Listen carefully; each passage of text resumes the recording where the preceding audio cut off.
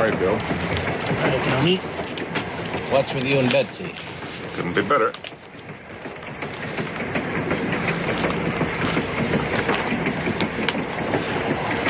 Look, did you say something to me the other day about wanting to make a change?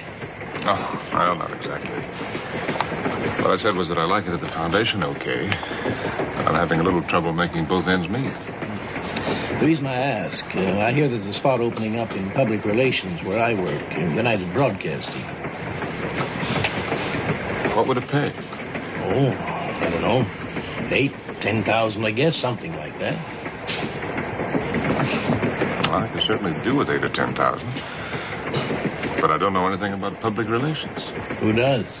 You got a clean shirt, you bathe every day, and that's all there's to it.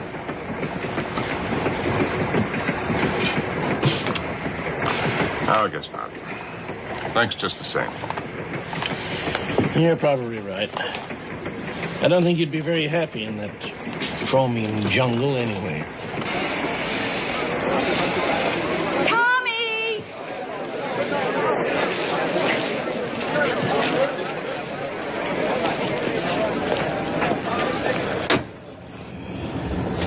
Well, how was your day? Not too good, I'm afraid. No? For one thing, the washing machine finally conked out. Oh, can't you have it fixed? Not anymore. It's really gone this time. How much does a new one cost? About $250. Wow. And Barbara's got the chicken pox. Oh, my. Better stop at the drugstore. I'll pick up a present for her. How's she feeling? Happiest little polka-dotted girl in the state of Connecticut.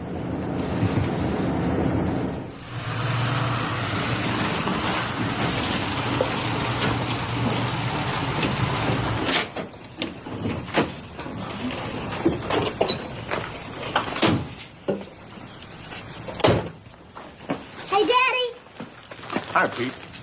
You know what, Daddy? What? Barbara got the chicken pox and we're all gonna get it. Oh, maybe not. But Mama promised, didn't you, Mama? That's what the doctor says. Here we go. We're all gonna get it and stay in bed all day. Huh. I can just see you staying in bed all day. Nanny says she's gonna take her rock collection to bed with her. You come with me and help Mommy fix Daddy's dinner. I'm gonna take Millie to bed with me.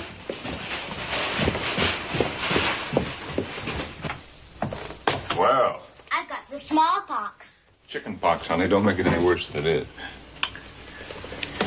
Are you sure you didn't paint those on there yourself? Honest I didn't, Daddy. Look, I've got them all over. Well, if you say you didn't. And thank you, Daddy. How are you, sweetheart? Is she going to die? Well, of course not. People don't die from chicken pox. Did you ever have chicken pox? I've had everything. How about you? I've been trying to remember. Well, you won't have to try long. You'll know in a day or two. That's what's worrying me. You can go on down. I'll be down in a minute. I think she's going to die. Will you stop talking like that? And you can mix one for me, too, because I can certainly use it tonight. I think she's dying now.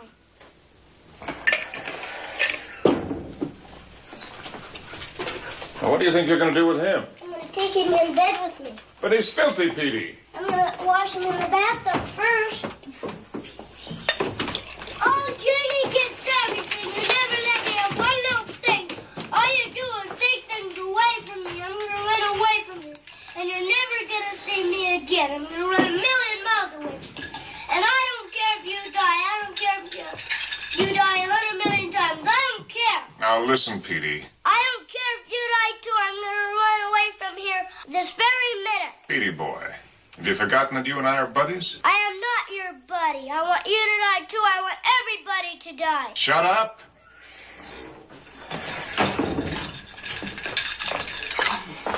What have we got around here? A bunch of necrophiles? No, they're all right. Just a little fretful.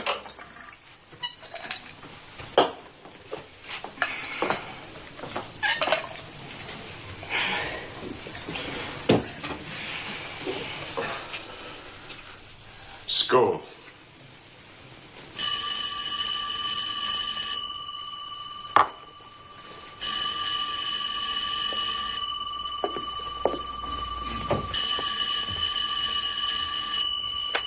Hello. Oh, hello, Alfred. I tried to get you on the phone at the office, but you had just left. It's about the estate. I've just heard from the auditors, and the news is a little disappointing. Was that final? I see.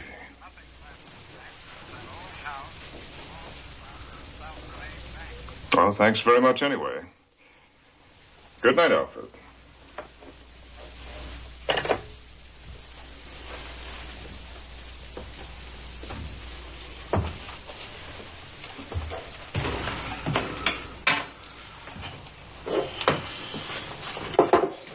You'll have to brace yourself for this one, honey. Okay, let's have it. That was Alfred. He says there's nothing left in Grandma's estate. Nothing? Nothing but that old barn of a house, and there's a $10,000 mortgage on it. What about the money Grandpa left? Apparently she lost it. Well, that's certainly one on the button. What about the house? What do you think we can get for it? They've already had one offer, $20,000. $20,000? That house must have cost $150,000 to build. Well, that was 50 years ago. Nobody wants an old rookery like that today. Get the butter, will you? It's one of the few houses in Connecticut that hasn't grown old gracefully. You don't mean you're going to let them have it for that? What do you think we ought to do about it? Oh, that's the best offer we can get about it. Goodbye. Goodbye, dear. Send us a card when you get there.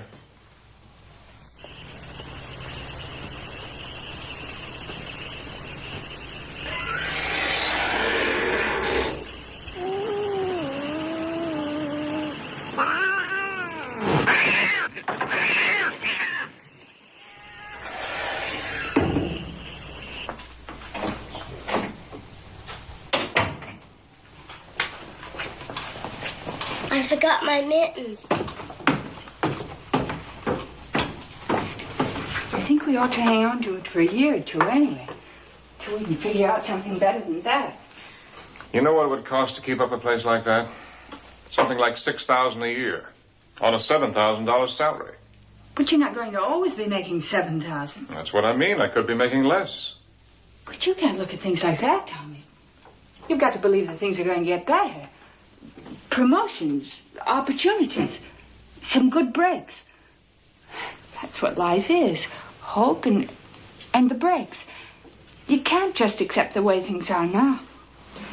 I think we ought to sell it and put the money in the bank or some insurance. Well, did you ever stop to think what might happen to you if I should drop dead some morning? I'd drop dead right there by you. What about the children? I don't even want to think about them. What I want to know is, you don't expect to be with the foundation forever, do you? Well, of course not, but you've got to admit it's an absolutely safe spot. All right, then. What about this? We sell Grandma's house and this house, too, and we get us a nice house in a nice neighborhood. So here we go on that again. But why not? If we can make maybe $15,000 on this one, and with what we clear on Grandma's... Look, honey, don't you understand? I'm sorry, Tommy. You know how I hate this house, but you don't know how much I hate it. It's ugliness. It's depression. But most of all, it's defeat. Don't you feel that at all? Well, it's not exactly a palace. It's a graveyard, Tommy. A graveyard of everything we used to talk about. Happiness, fun, ambition. And I want to get out of it. But if we put it all in the bank... And go on living here for the rest of our lives? Betsy, maybe you don't know it, but there are a lot of people in this world who are doing a lot worse than we are. Oh, no, they're not. They may look like it, but they're not. There are things about this house. It's not a happy house, Tommy. I don't think that's true, Betsy. Ever since the war. Will you stop harping on the war? It's been over for 10 years. It's gone and forgotten. I don't believe it. Not for you, anyway. Whether you know it or not... All I know is that I don't think this is any time to be taking chances. Then if it wasn't the war, what has happened to you? What do you mean, what's happened to me? I don't know. Except that you've lost your guts and all of a sudden I'm ashamed of you.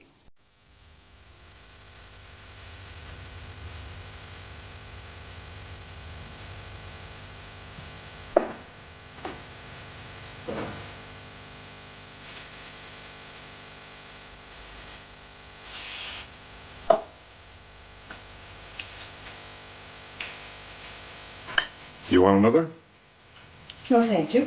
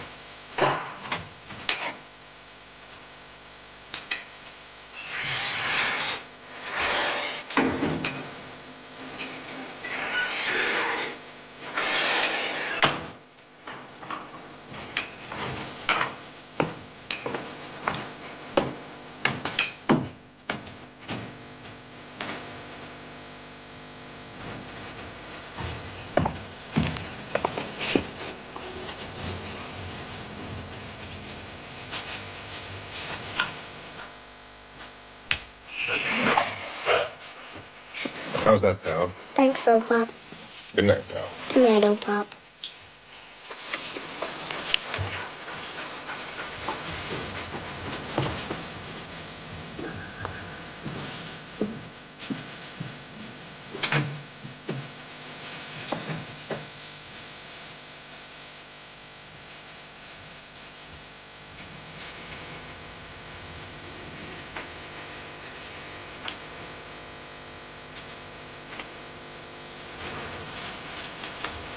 Is she dead? Go to sleep.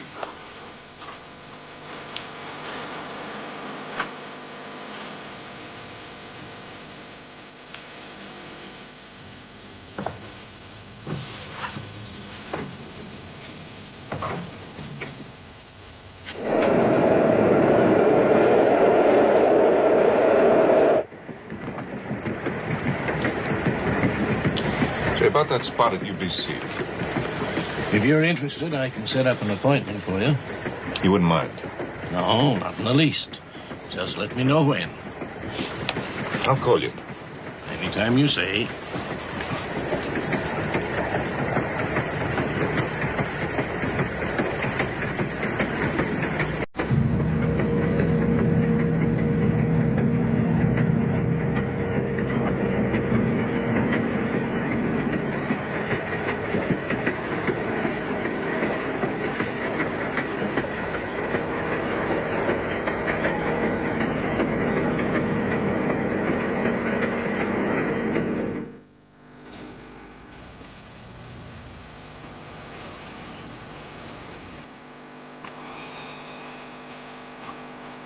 Wo bleibt sie denn?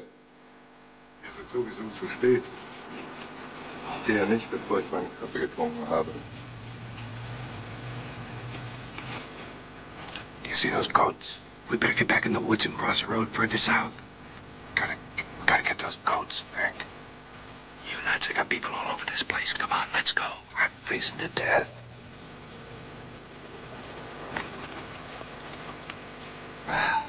Dankeschön, Fräulein. Dankeschön. How many do you see? 2. Well, if I don't get that coat, I'm dead anyway. Okay, let's get him.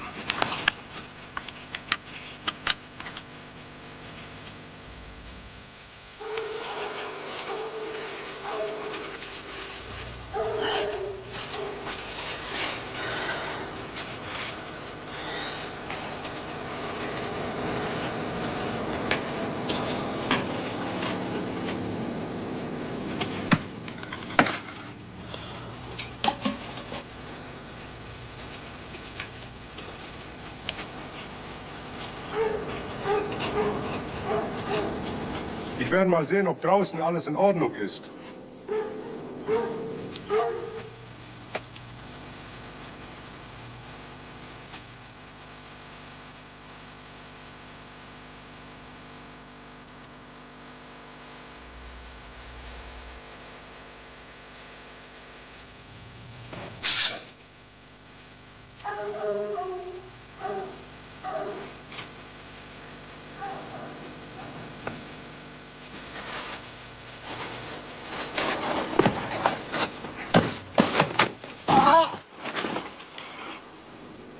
Fritz?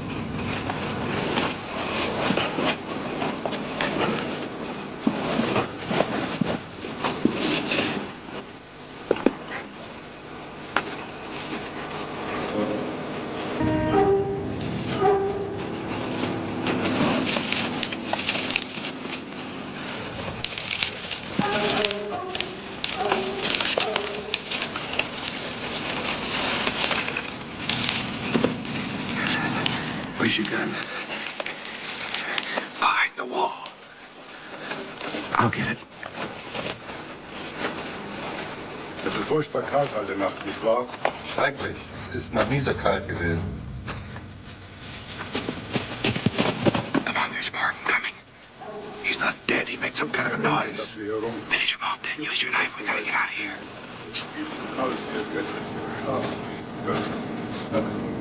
Wir werden hier doch niemanden finden. Es ist ein großer Unsinn, hier rumzusuchen. Come on, Tom. We gotta get out of here. All right, get out of the way.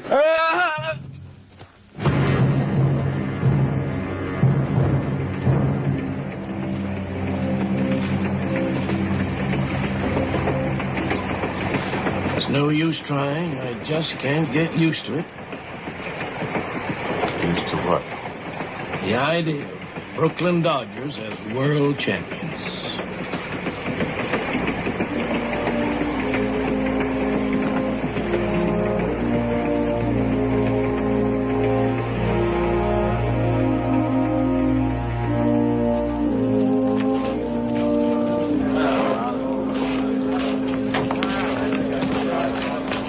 My guys will kill me. I wonder how we could not tell him. When do we take off, Captain? It's all yours, El Capitan. We take off any day, starting 1 week from today. We're all packed, Captain. But it's not for home. Are you kidding, sir? Seems we got another little war out in the Pacific. And that's where we're going next. Pacific? So what's the Navy been doing all this time? One more after the wedding. I don't know anything more about it than you do. Now. Quiet down.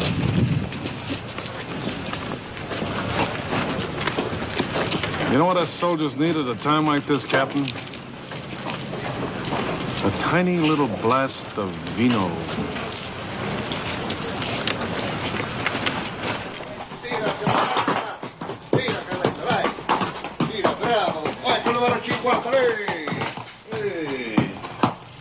Un momento. Wait a minute, honey. Now, you come right back here, you understand? We don't want to have to start tearing this Hogan apart. I will come back to you, baby.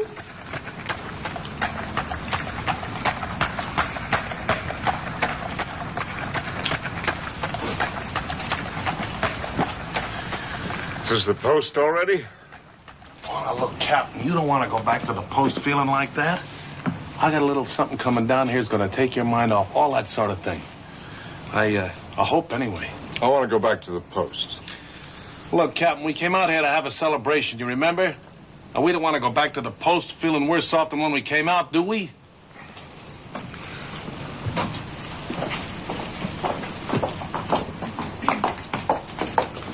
Questa è Maria e questo è Cesare. Hey, Captain. Not bad, huh? Shake hands with Maria, Captain.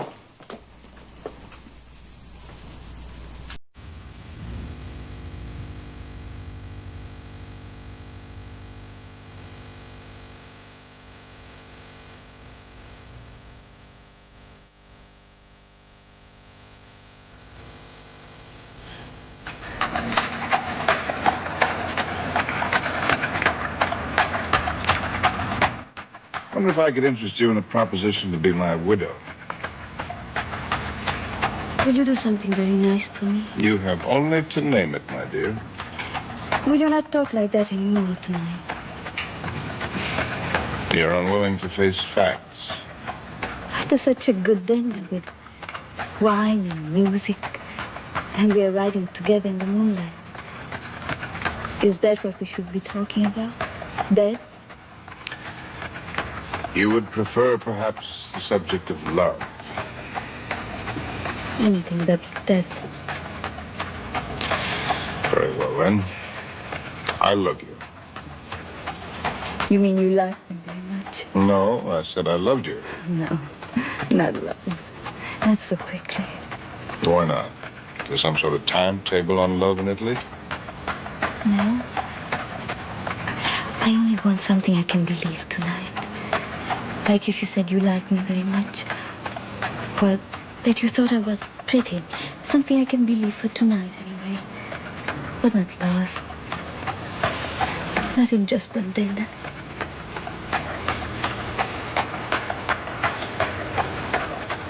I like you very much, Maria. You're more than pretty. You're beautiful.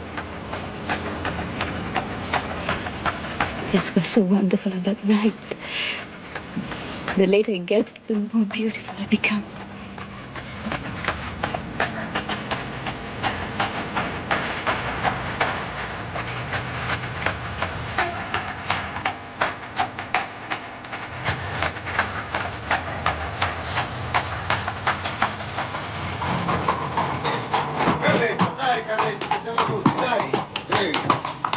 Carletto, lì, siamo arrivati, è bravo. Quanto costa? 1000 lire.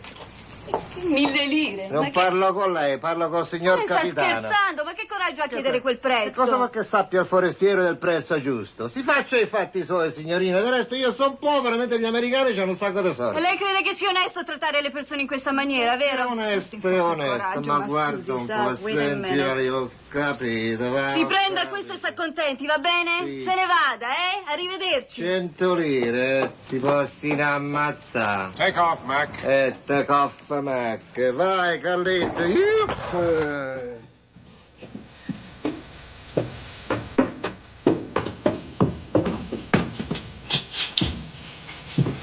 Not a very pretty place, I'm afraid.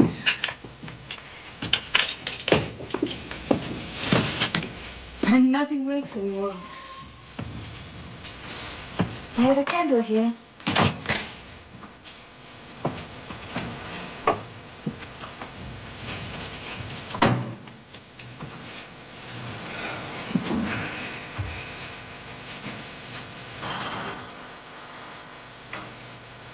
Are you feeling all right?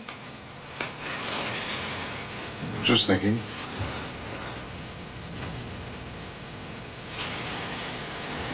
I may instruct my attorneys to draw up a new will and leave my entire estate to you. That's not good. It's too far away. Oh, no. Please, you promised. I'm sorry.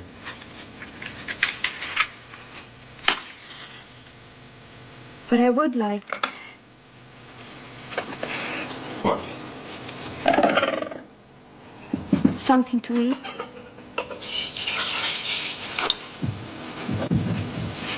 Again? Not tonight. But if you could perhaps give me some Spam. Spam? If you could. You mean you want Spam? I would like something to eat tomorrow.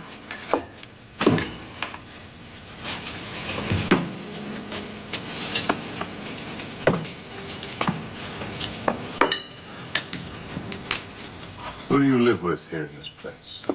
Gina and Gina's mother, No men? they're all dead. What about your family? They're dead too. Just you three women. And Gina's little brother. And they all like Spam? Any kind of food in tins or boxes. Okay, let's go get some right now. No, not now.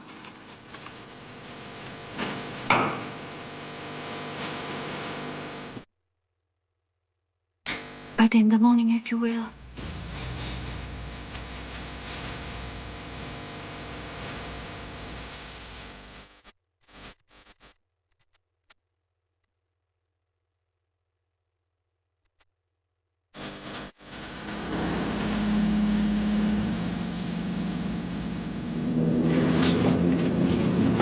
What was it, Captain? Said the party's over, gentlemen. When? Well, the plane's in already. We're pulling out of here tomorrow. Uh-huh. You know wherefore. Well, I guess we got no beef coming, Captain. I never heard of nobody else getting 6 weeks of freedom, especially in Rome. You gonna tell Maria, sir? Of course, but alone, if you don't mind. Captain, please. You think I got no delicacy at all? No offense intended. It's just that Miss Montagna and I wish to spend our last day together all by ourselves. Now, where do you think I was going to tell Gina goodbye? In the Coliseum? Sir?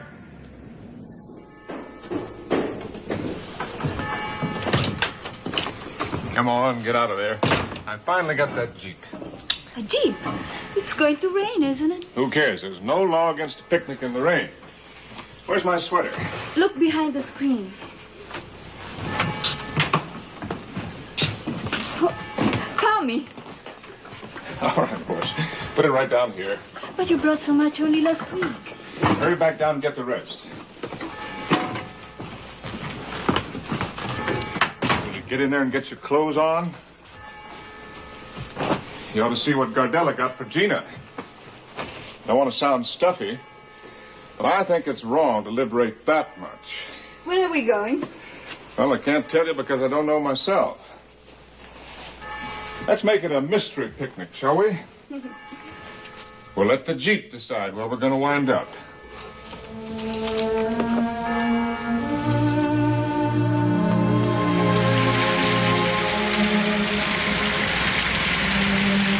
Now, really, who could ask for anything better than this? Rain on the roof and a beautiful girl to keep me warm.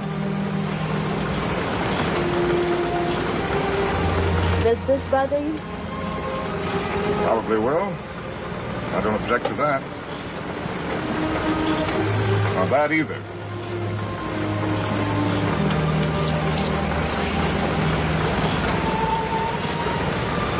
Can you sing? No, I'm sorry.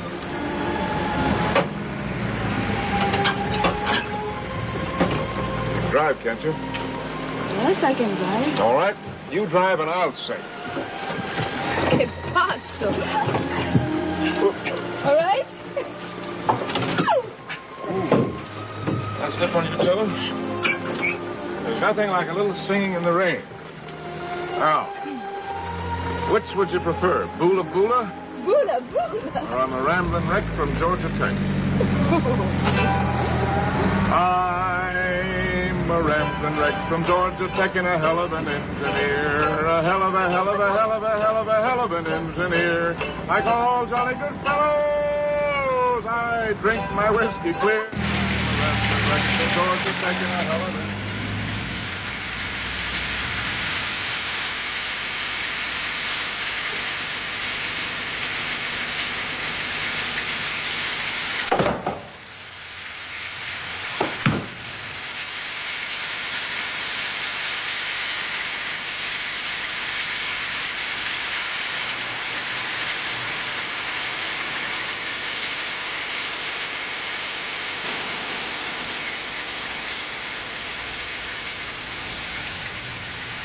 This is the last day, yes? Yes. We're leaving tomorrow. I knew it. Everybody I know, Kaiser leaves me. I was going to tell you tonight. The last night. And then I'll never see you again.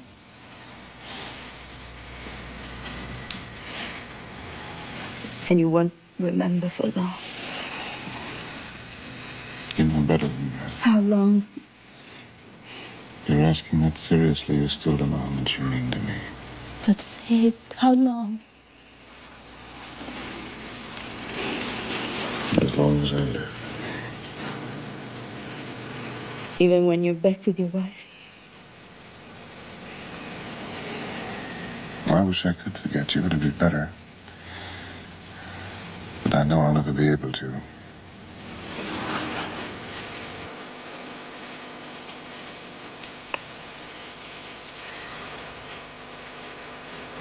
You don't still believe that when you get out to the Pacific...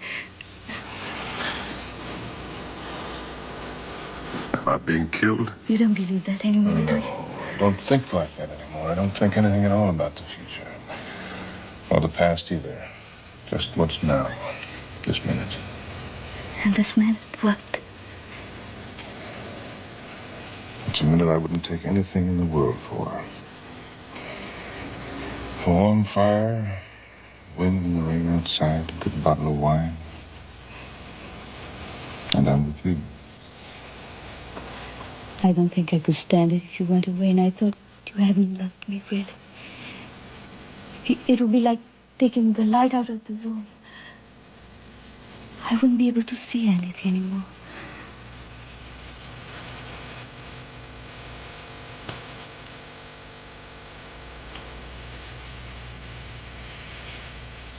But will you remember, really?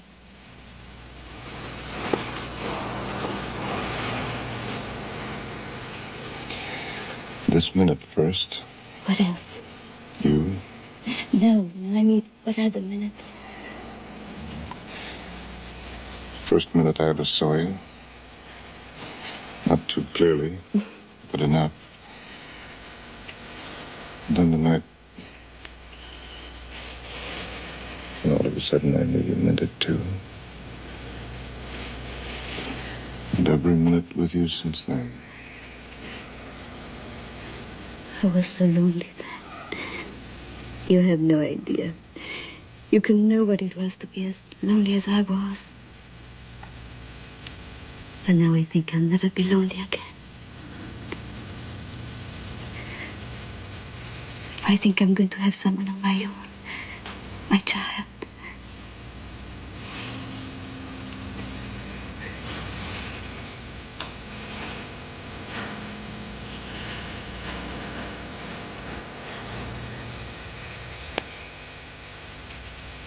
You're going to have a child. Yes, I think so. Do you want it? I pray for it morning and night. Even though... There is no even though about it. I want my baby. I want my baby to hold and love. And love me. I hope until I die.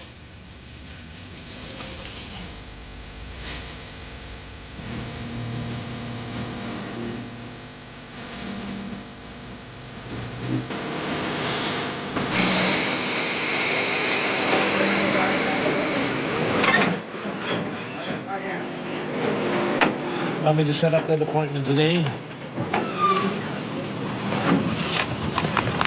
Why not? What time? Well, noon would be best for me. Okay. I'll call Gordon Walker. He's head of public relations. I'll let you know as soon as I find out. Thanks very much. I'll be in my office all morning.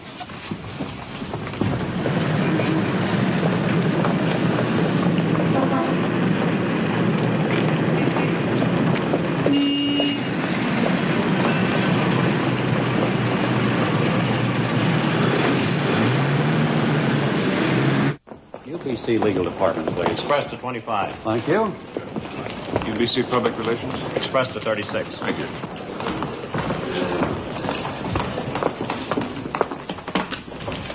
How are you, Mr. Raff? Very well, thank you. Sit here. Thank you. Your friend Bill Hawthorne gave you quite a build-up. I remember when Bill first came with us, about 10 years ago. Bill started in the radio department. Then he moved up to the 19th floor. Then he went into copy.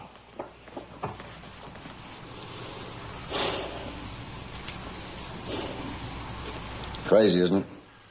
Looks very comfortable. My doctor tells me I need plenty of rest, and this is one of the ways I have of doing it.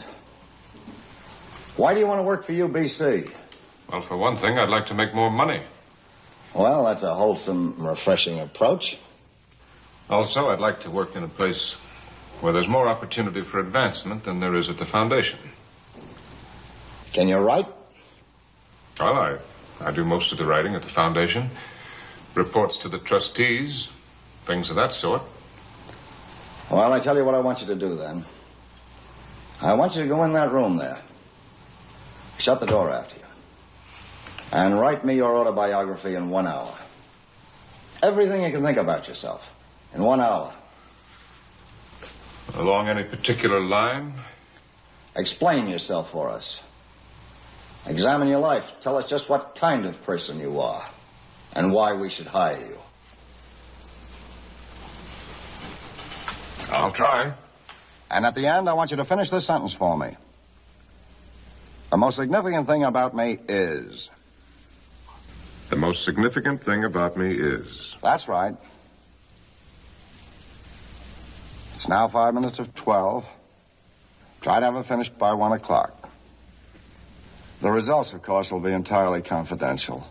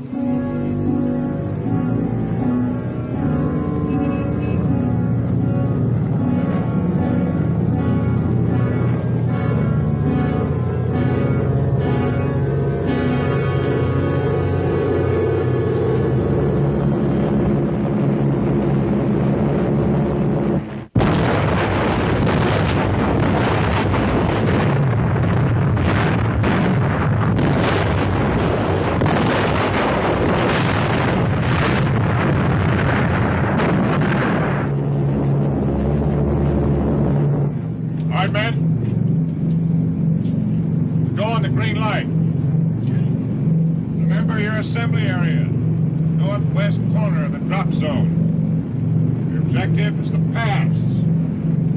Take it and hold it till the ground troops come up from the beach.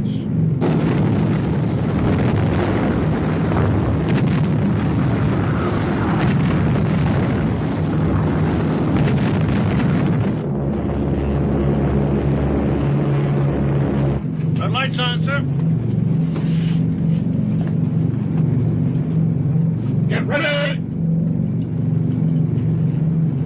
Stand up.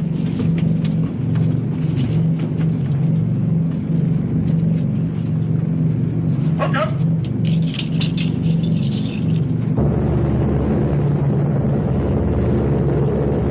Let's go.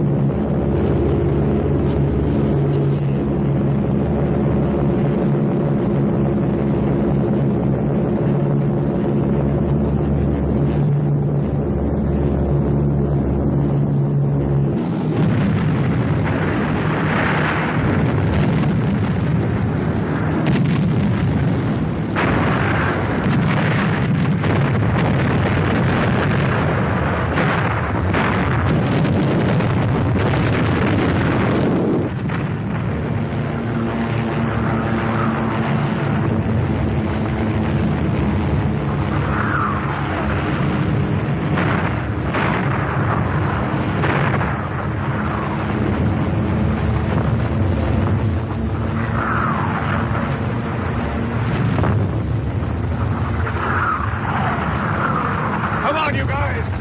Let's go, man, let's go! Hurry up, let's go!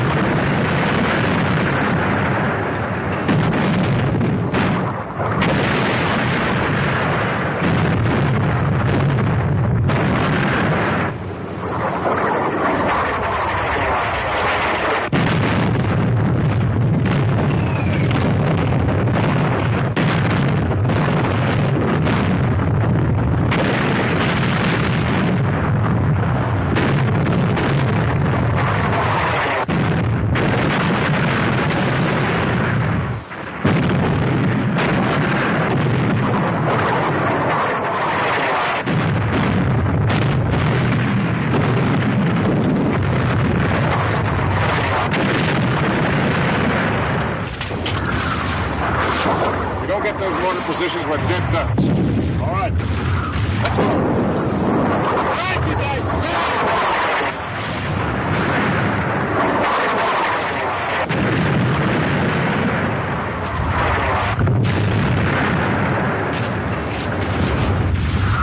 Set up there on the left. Pillbox. Guard behind that tree and let go. Now.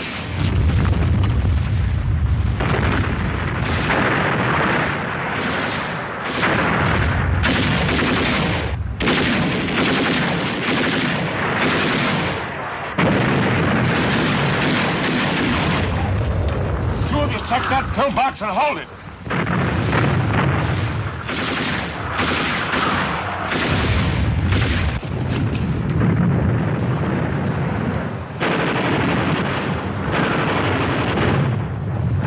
Those guys are first platoon men. I wonder where Hank is. Give me some smoke.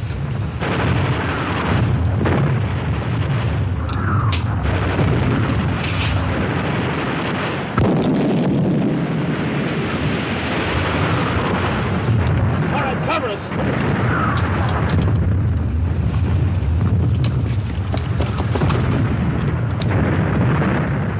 Gotta be among those rocks somewhere.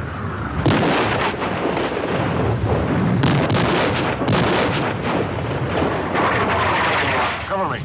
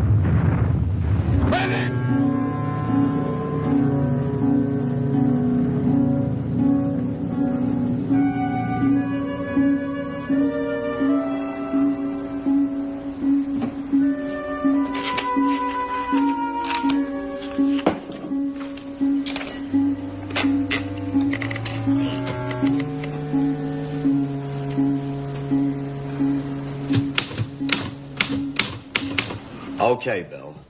I'll send you a memo on it. All ready? Is this all? That's all. But you've still got 12 minutes. I've written all I think is necessary. The most significant thing about me, so far as the United Broadcasting Corporation is concerned, is that I am applying for a position in its public relations department, and after a reasonable period of learning, I believe I could do a good job. I will be glad to answer any other questions relevant to this application for employment, but after giving it serious thought, I am unable to convince myself that any further speculation on my importance could be of any legitimate interest or value to the United Broadcasting Corporation. Anything else? No. We'll call you when we decide anything. Goodbye. Thank you. Goodbye.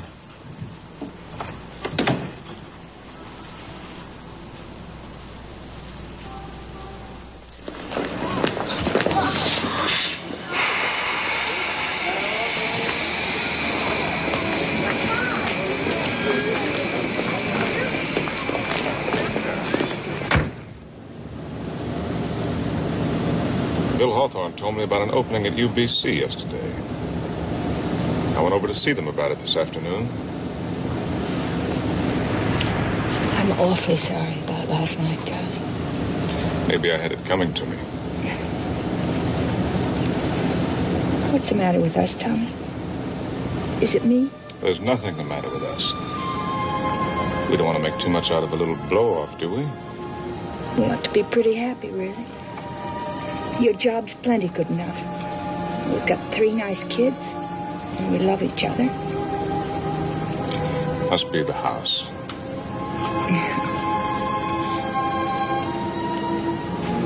How much will that new job pay? I don't know. Maybe 8,000 or 10,000. You know what I think would be nice? Now, just a minute there. I haven't got this job yet. I know, but when you get it, a trip somewhere together. Wouldn't you like that? If it works out that way.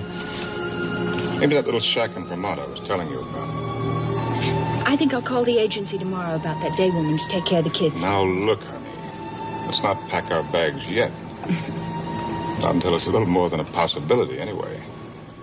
But forgetting the money for the moment. You know all I'd like, really? What? All I'd like, really, is to do something, I don't care what, that would make you, well, a little proud of me, that's all. I don't know what UBC wanted, but that's significant enough for me. If you told them that, can you beat that? All right, upstairs. Oh, Petey, you know better than this. Turn that thing off, huh? Fire! Did you hear what your mother said?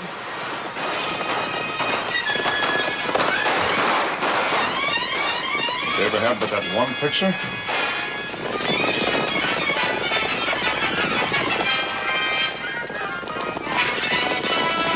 Tommy! Just a minute.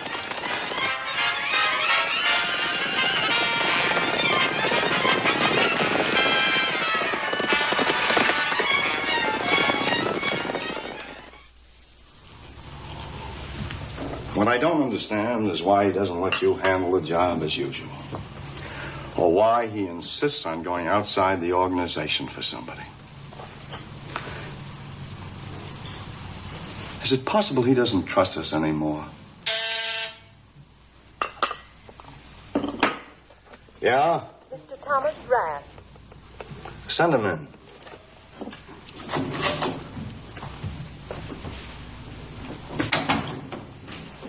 How are you, Tom? Good morning.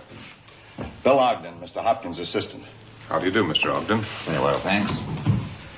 Mr. Hopkins was quite impressed by the tone of your application. Ralph Hopkins? That's right. Ever meet him? No, I never have. But I've heard a lot about him, of course. To put you in the picture here, I'll let Ralph fill it in for you. This is a personal project of his. Something he's giving his own personal attention to. Mental health. Yes? Some kind of a national campaign. But he'll tell you about it himself.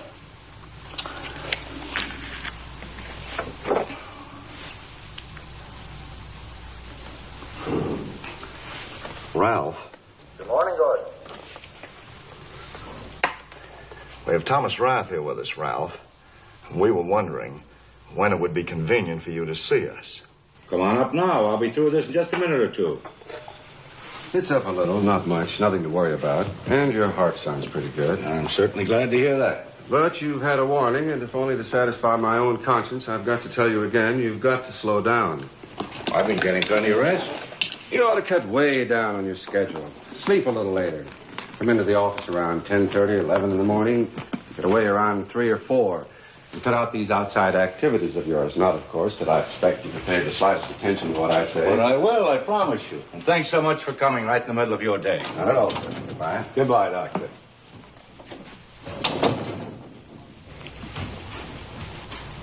Yes, sir? Will you ask Mr. Rath, Mr. Walker, and Mr. Ogden to come in, please? Yes, sir. Good morning, fellas. Ralph. Mr. Rath. Mr. Hopkins. This is awfully good of you. I know how busy you must be. How are you, Gordon? Fine, thank you, Ralph. How about that cold, Bill? It's better now, thanks. Oh, that's good. I was worried about you. Really sounded quite bad. Could you have lunch with us, Mr. Rath? I'd be happy to. Oh, that's wonderful. I have so many engagements this afternoon. Hazy? Yes, sir? We're going in for lunch. Can you take a call for Mrs. Hopkins first? Hold it for just a moment, will you? Yes, sir. Will you fellas go on in? I'll join you in 5 minutes. Of course, sir.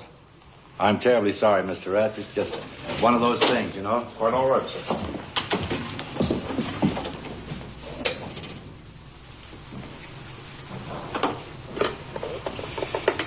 I'm sorry, dear. How are you? Can you come out today? I've got to talk to you right away about Susan. What about her? Many things, really. But she's just informed me that she has no intention of going to college, and I just don't know what to do about her anymore. Well, I'll be there this evening, if that'll be convenient for you. Don't fail me, Ralph, please. I won't, dear. And don't worry too much. I'm sure we can straighten it out. I'll be looking for you.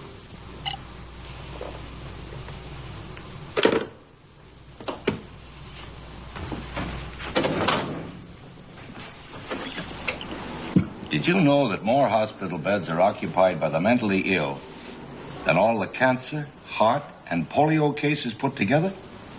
No, I didn't know it was that I never dreamed it was that bad until I talked to those doctors. That's a very good idea about the research endowment. What else? Well, what about backing legislation to get more state and federal funds for mental hospitals? Yes, that could be done, too. And then on the local level, you might look into the organization of community clinics, psychiatric clinics, sort of preventive measures. How? How what? How could we organize community clinics? I can't answer that this minute. You've got to remember, I just heard about this thing an hour ago. But I'd certainly look into the possibility of local clinics. I think we should, too.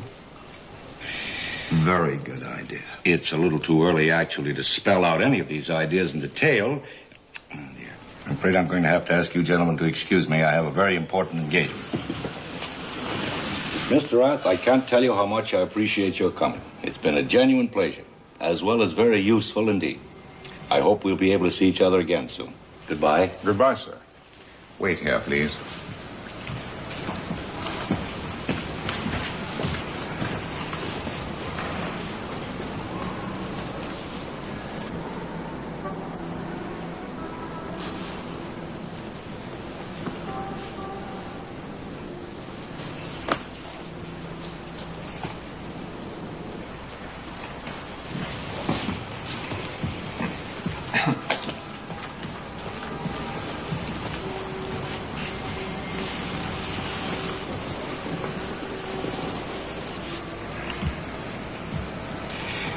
This wouldn't be a very high-paying job, you understand.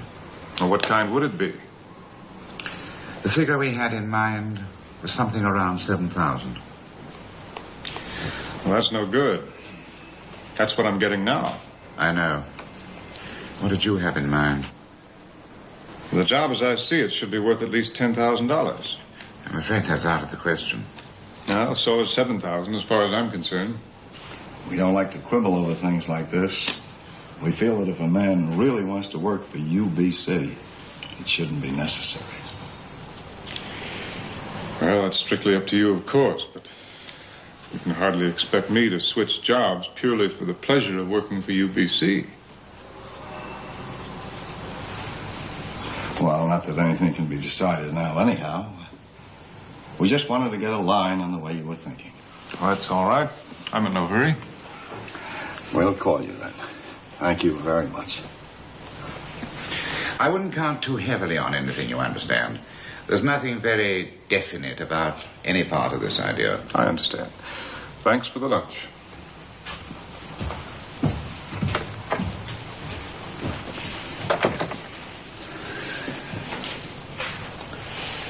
What do you figure?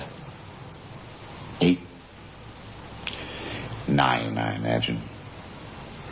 Strictly a split the difference, man.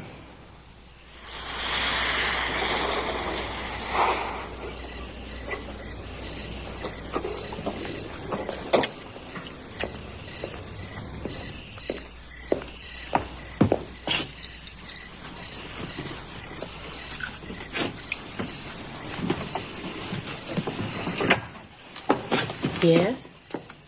I'm Mr. Hopkins. Oh, excuse me, sir.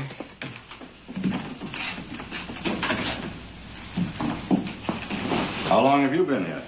About 2 months, sir. Will you tell Mrs. Hopkins I'm here? Yes, sir.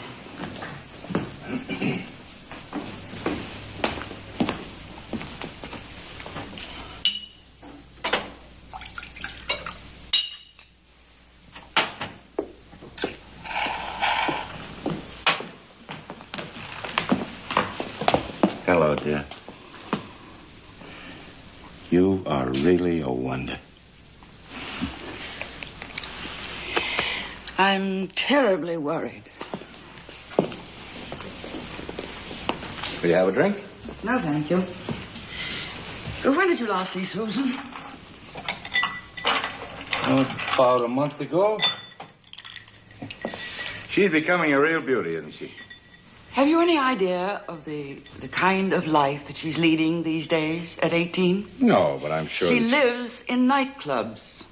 But at 18, don't all rather well-to-do girls go through that stage? She's not rather well-to-do. She's very rich. And she's your daughter with your name. She's a celebrity in that filthy crowd. And I can't tell you how unattractive it is in her. A celebrity? And the men she goes with. Never a boy of her own age or of what should be her crowd. For the man she spends most of her time with now is older than I am. Who is he? Byron Holgate, his name is. He's an old leftover from the Scott Fitzgerald era, still marrying and divorcing women. A pure horror. He's notorious. He's a public fool. Even the gossip columnists know that. What can she be thinking of running around with a clown like that? I hate to say this, but I think that what she's thinking of with him is marriage. I couldn't believe that for 1 second. It's just unthinkable. The other one is a writer. 45 years old, 3 children, and a wife that he doesn't live with. He took her to the opening of one of his plays on Broadway last week, and an all-night party afterward waiting for the reviews to come out. At 18. What's his name? Patterson. Michael Patterson. I know him, too. That can't have been a very merry party when they read those reviews. Why do you let her go out with such people?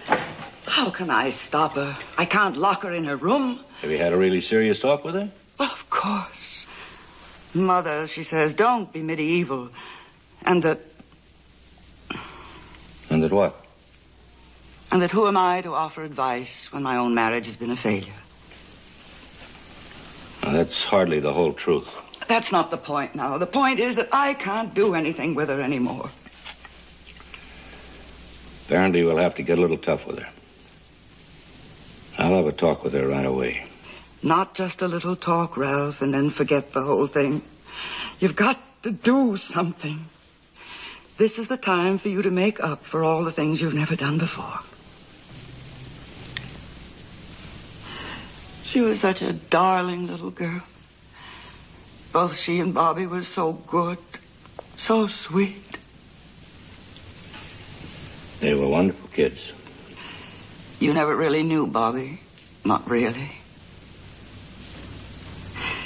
He had genuine character.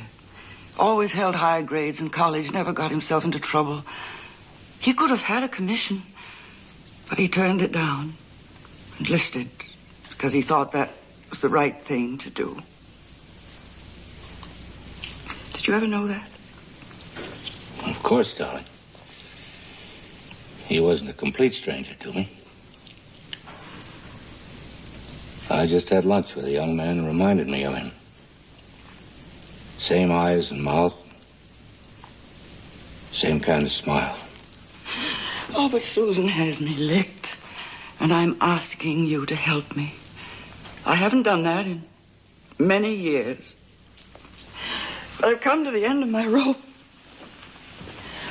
I just don't know what else to do. You don't have to succeed. I can't insist on that. But you've got to make the effort. She's your daughter, too. You've got to give her at least the same time and thought and attention that you give to a business proposition, a new station, or one of your Sunday night programs. I'll do everything I can, yeah. I'll call her this evening and I'll talk to you tomorrow. If you don't, Ralph, if you don't make this effort, I'll never want to see you again.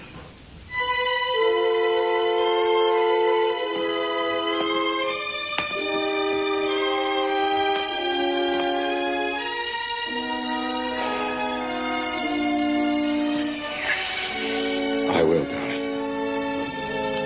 I promise you.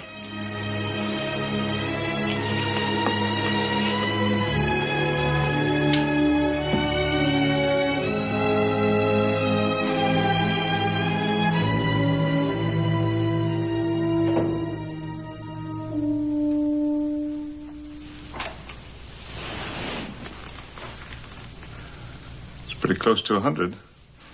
Haven't you any spots? I got one here on my left leg.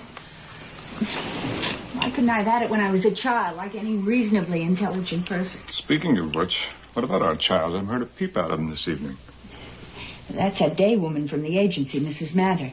I had to get her for a day or two anyway. And does she make him jump? You should have seen it. Sit here for a minute, dear. I think I've got it all worked out. You've got what all worked out? We sell this house and move into Grandma's. Now, look, honey. But no, Tommy, you've got to listen first. You can't say no until you've heard it. All right, I'm sorry. Go on. We move into Grandma's, but only for a little while. Just until I can figure out something else. What else?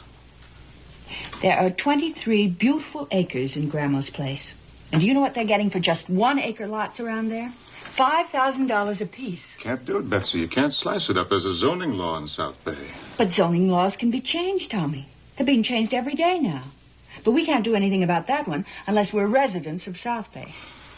I see. If we can get that zoning law changed, we can chop the whole place up into lots, borrow money from the banks, and build houses on them. And the very least we can make is $100,000. And just to think, only a week ago we were facing the poorhouse. I'm not kidding, Tommy. Well, may I ask you just one question? Go ahead. While we're living in that barn with all that money going out, while we're waiting for that $100,000, would you mind telling me just what we're going to eat on? On your salary from UBC. But I haven't got a job with UBC, and I'm not going to get one. I told you that. I have no intention of switching jobs without a raise, and that's what it would have to be. The man told me so in so many words. But you can get a raise if you want it. What do you mean if I want it? You can get it because those two fellas wouldn't have been talking to you about salary if Mr. Hopkins hadn't said he wanted you. And if Mr. Hopkins said he wanted you, Mr. Hopkins is going to get you. And for $10,000, if you've got the nerve to hold out for it.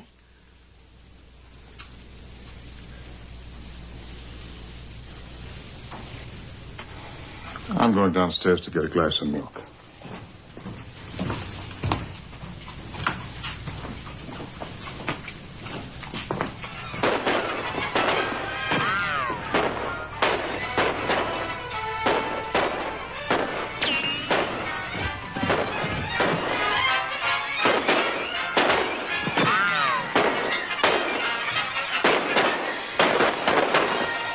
Supposed to be in bed? Just a minute, Daddy. Turn that thing off, Barbara. He's gonna kill this fellow in just a minute. Did you hear what I said, Barbara? Are you kids out of bed again?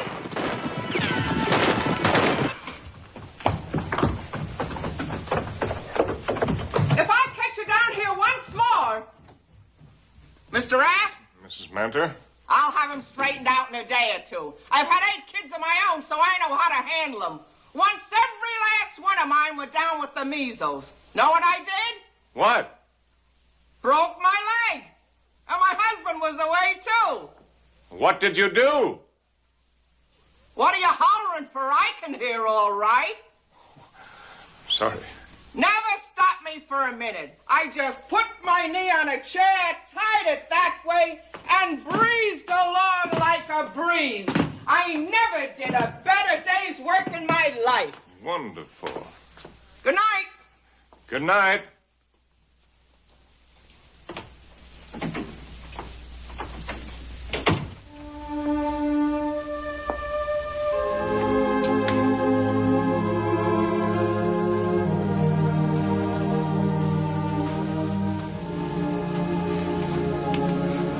Nothing ever scares you, does it?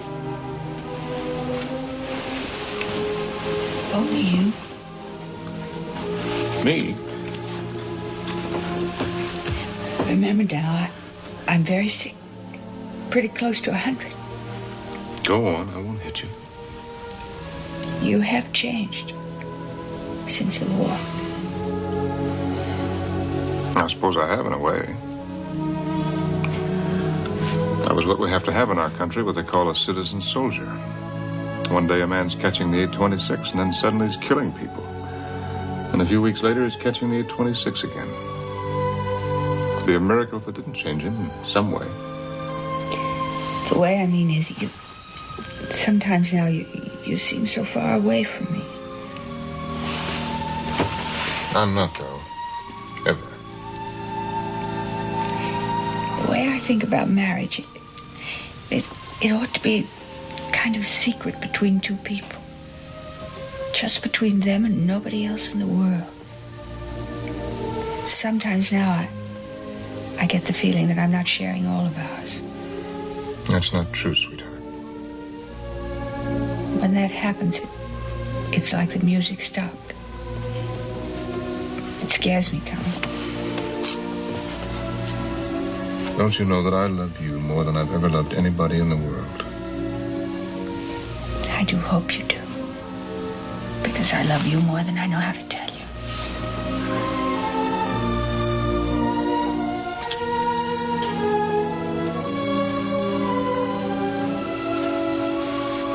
Even when I'm a little on the cautious side? Don't you ever say a thing like that again. I know what kind of husband I've got, and I wouldn't change you for anyone else in the world. If I ever say anything to make you feel like that again, you hit me right across the head. You hear me?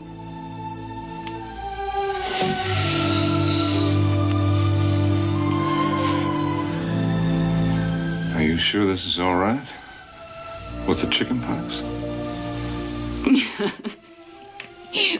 What do you care? You've had it.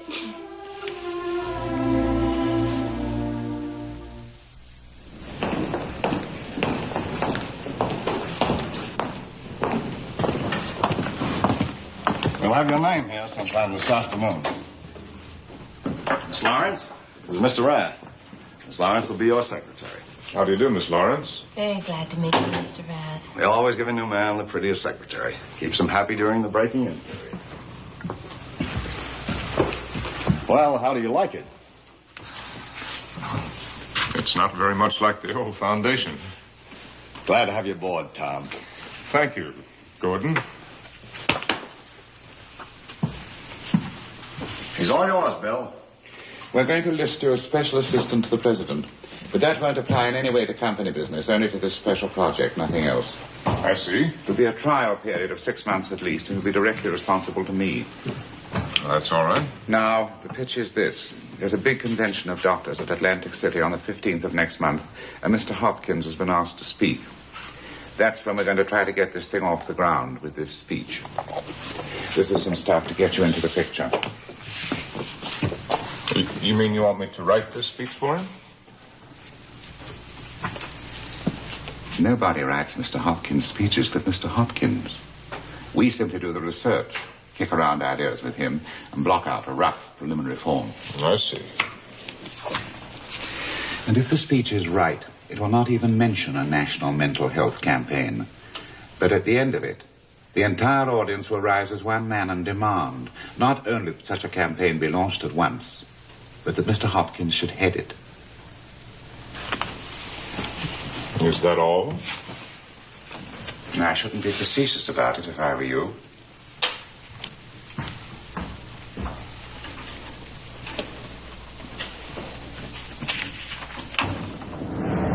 All right. Start right from the beginning.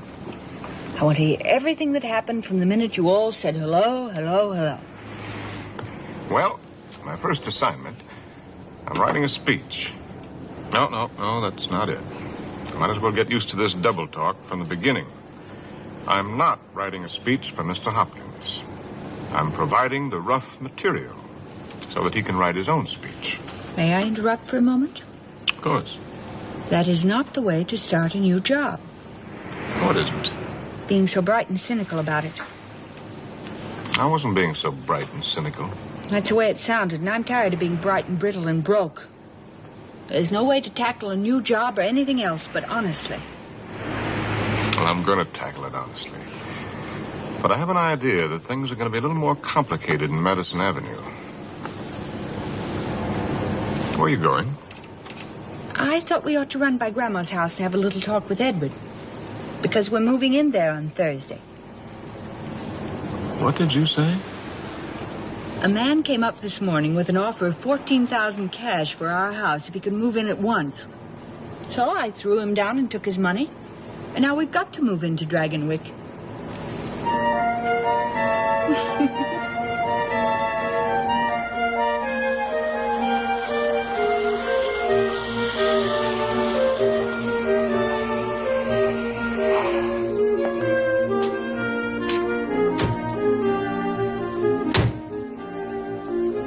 Rath's Folly. You just wait.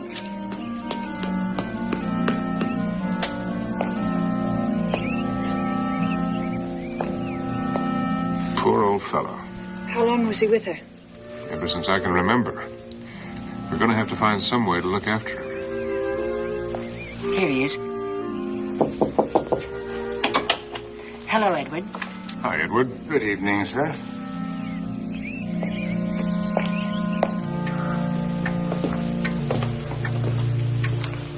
How's your knee? All right, thank you. I'd like to have a little talk with you, Mr. Rath. Well, just so happens that that's what I want with you. I'll go up and have a look at the bedrooms. Let's go right in here.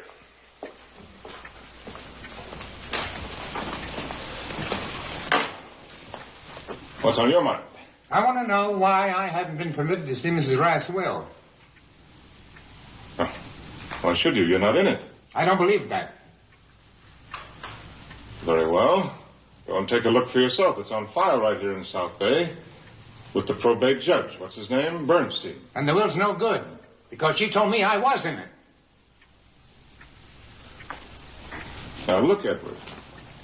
I don't know what's come over you, but Mrs. Rath was pretty confused toward the end, and you know it. She didn't even know what she had to leave.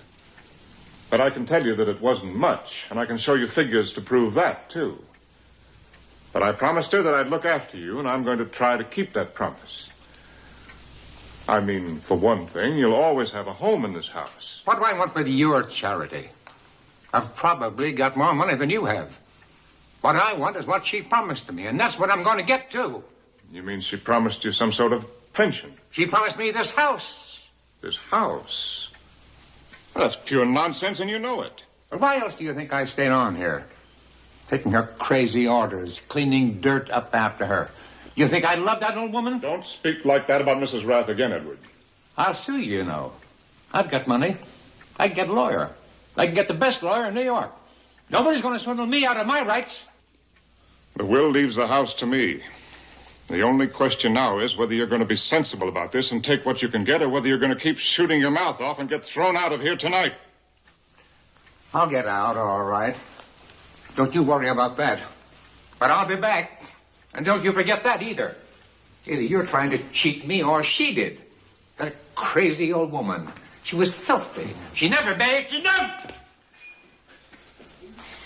Now get out of here. Go pack your bags and... If you're not out of here in an hour... You want to be sorry for Call this? a taxi if you want it, but don't come out of your room until it gets here. All I've got to do is to show my proof. And that's what I'm going to do.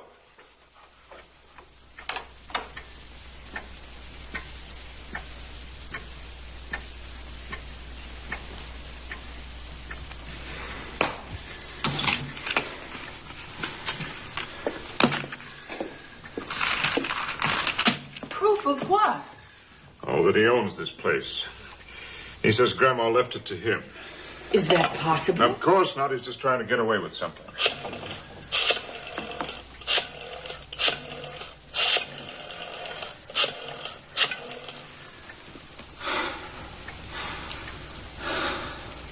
Oh, Judge Bernstein, please.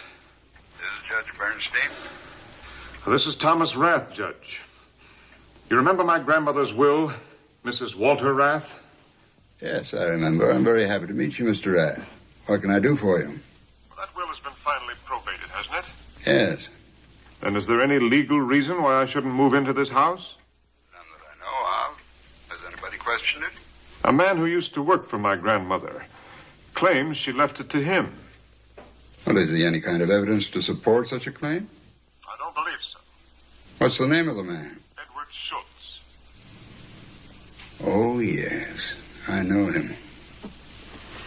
He was with her for quite a long time. That's the one. Well, if he has any such evidence, he should bring it to me. Until he does so, I know of no reason why he shouldn't occupy the house. Thank you, Judge. Thank you very much. Not at all, Mr. Rath. I was the young heir to the Rath estate. Trouble? I'm afraid so. First, the old man who took care of the old lady will be in here to demand justice. And the young heir to the estate will come in to demand just as much justice as the old man. If there's anything I hate, it's two demands for justice. Will you get me the bicarb, please?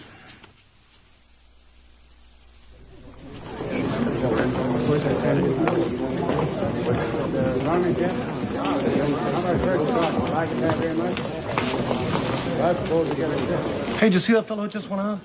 Which one? He was my CO in the Army. What if he's working here now? I didn't see him. If he is working here, I'd sure like to see him about something.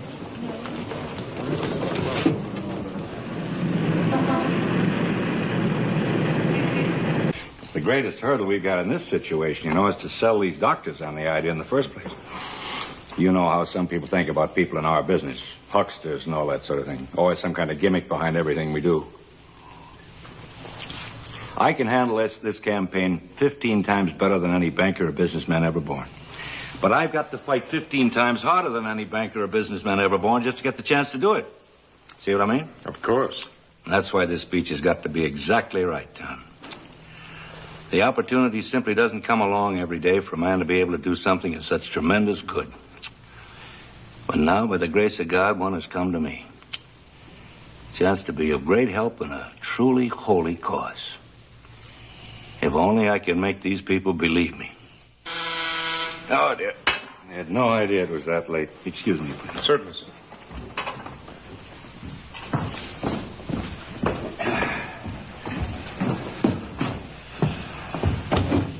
How are you, darling? Just fine. I hope this isn't interfering with something important this evening. Oh, no.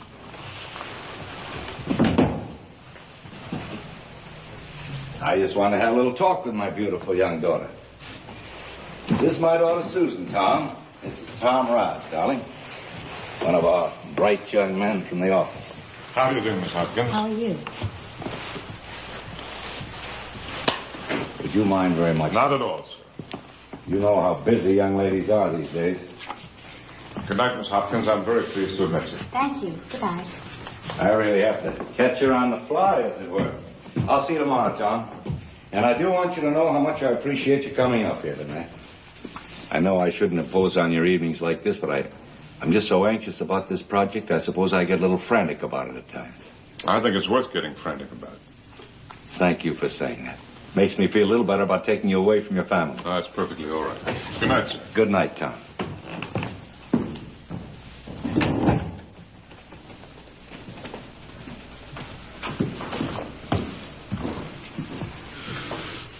Does that fella remind you of somebody? No. Who? Doesn't matter. I'm very happy about this, darling. I suppose you're old enough. Or would you rather have a Coke? I'll have bourbon on the rocks.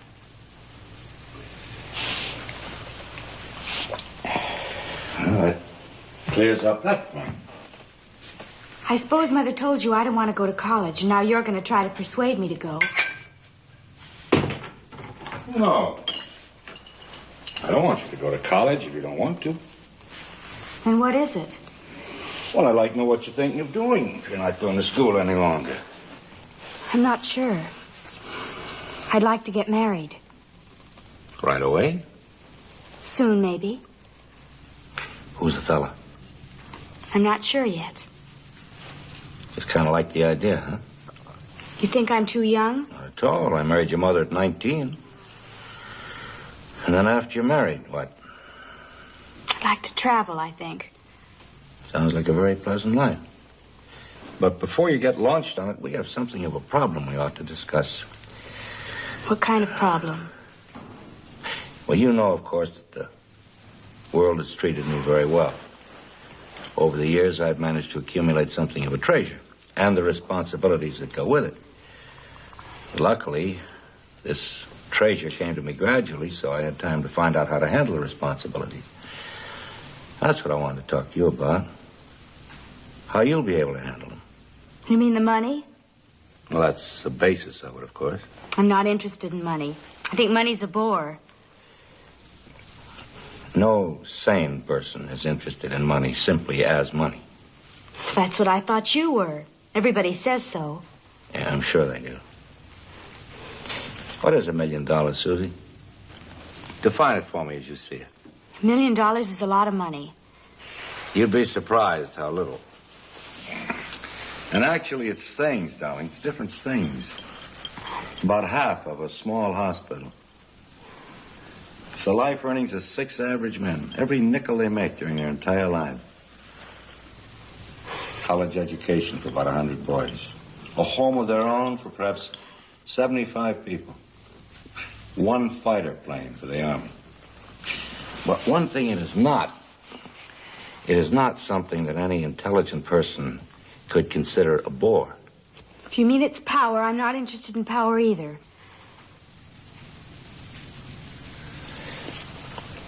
I have a bad heart, darling. Not very bad, but it is conceivable that I could die at any time.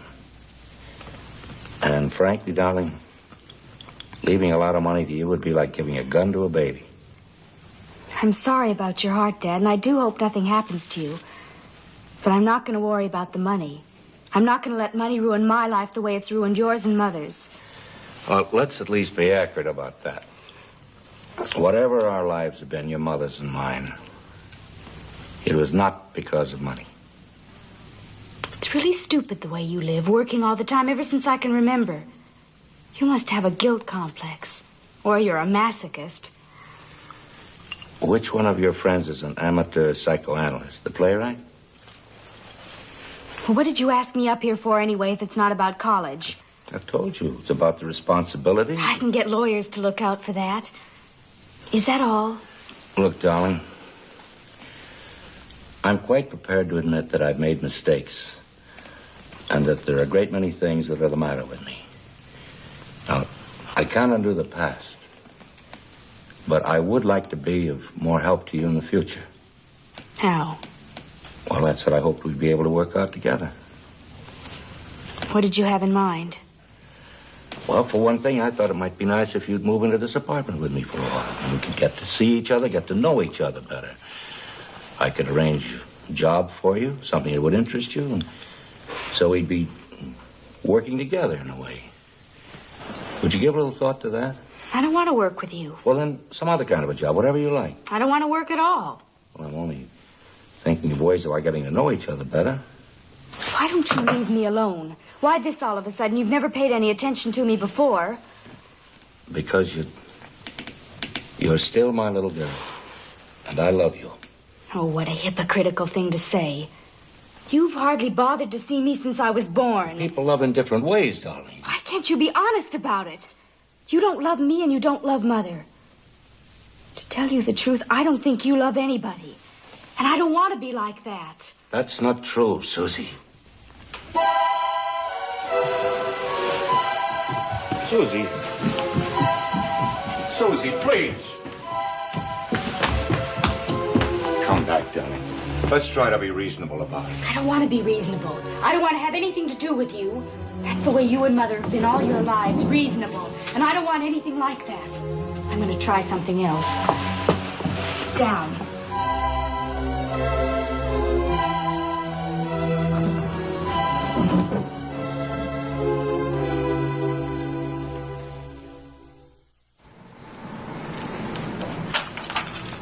This is awful.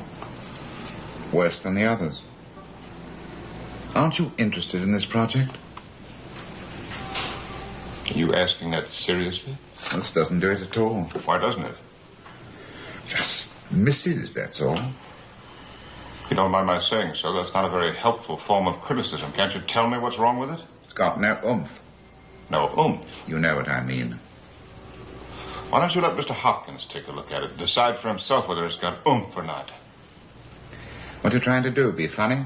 No, I'm only trying to get a little intelligible help on this assignment. You mean you can't handle it by yourself? I haven't been asked to do that. I was told to work with you.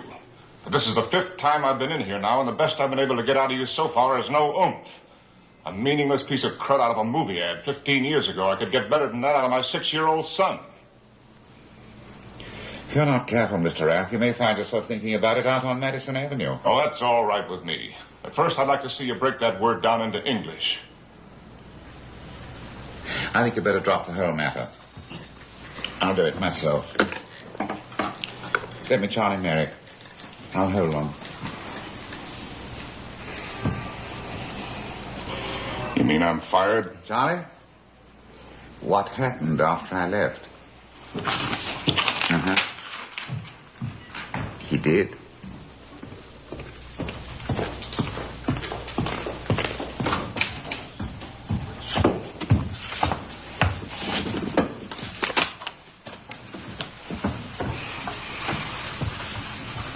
Didn't he? He didn't? I think he's crazy. I think it's awfully good. Thank you, Polly. There was a call from a Judge Bernstein. Wants you to call him back. In South Bay? Judge Bernstein? That's what I understood. All right, call him back.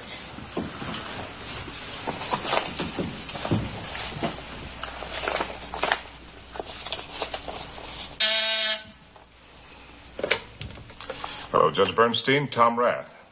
But if you're not too busy, Mr. Rath. Far from it, Judge. About your grandmother's will, Mr. Edward Schultz was in to see me this morning. Oh, yes, that's the man I was telling you about. And I have here the photostat of a letter of Mrs. Walter Rath's stationery. To whom it may concern, in exchange for his services for the rest of my life, and in place of paying him a regular salary for same from this day forward, I hereby bequeath my entire possessions,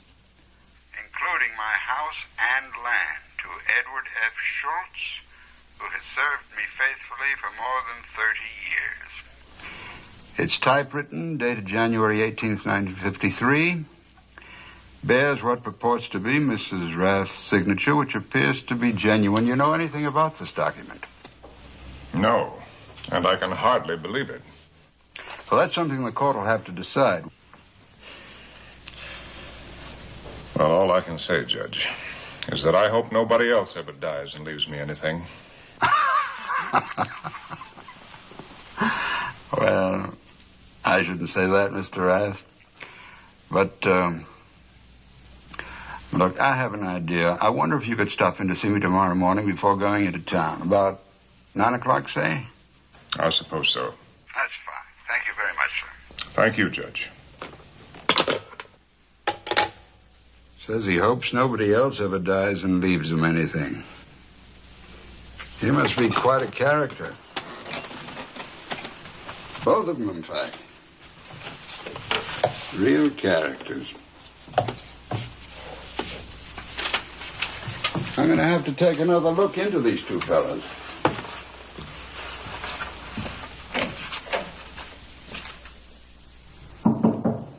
Come in. I'm sorry about the other night, Tom. Oh, there's nothing to be sorry about, I understood. She's in such a... Well, you know how young girls are. But about the speech, how are you coming along with it? I'm not on it anymore. Why not? You'll have to ask Mr. Ogden about that. I don't understand that. But anyway, this is a kind of a tentative outline the boys and I have cooked up. My contribution, I can assure you, being very minor. I was wondering if you'd be good enough to read it and give me any ideas you have about it. You mean the same speech I've been working on? The Atlantic City speech. We're all working on it. I see. What's the matter? I just didn't understand it that way, that's all. Could you read it for me tonight? Be glad to. I'd appreciate it very much. I'll read it. Thank you very much, Tom. I'll see you tomorrow. Anytime you say so.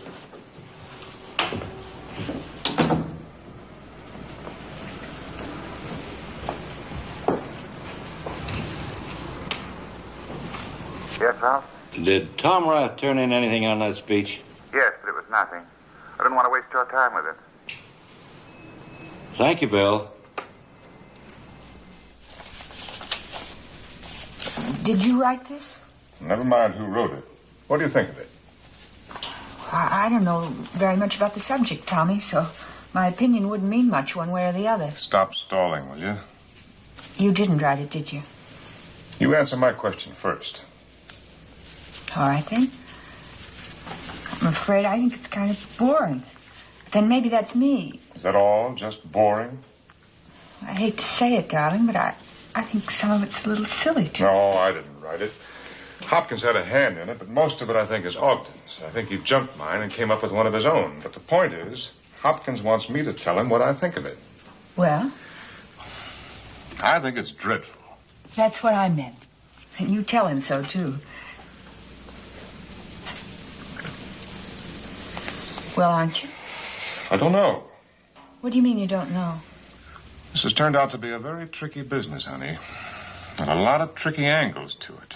Well, what's that got to do with your telling them what you think about this speech? Well, one thing I've learned already is that you got to protect yourself in the clinches. The thing to do is sort of feel your way along. I mean, when they call you in to give a report like this, you begin with a lot of highly qualified contradictory statements and watch your man's face to see which one pleases him. For instance, you can begin, I think there are some wonderful things in this speech. Then you pause for a second or two. If that seems to make him happy, then you go on. And I have only a few minor alterations to suggest. But if he looks a little startled on the word wonderful, then you switch and say, but on the whole, I don't think it quite comes off. If you've been smart enough about it, you can wind up by telling him exactly what he wants to hear. But that's not what you're going to do, is it? I don't know. You don't know? Well, I've got to protect myself, haven't I? Well, I'll tell you what I think about it. I think the whole idea is sickening.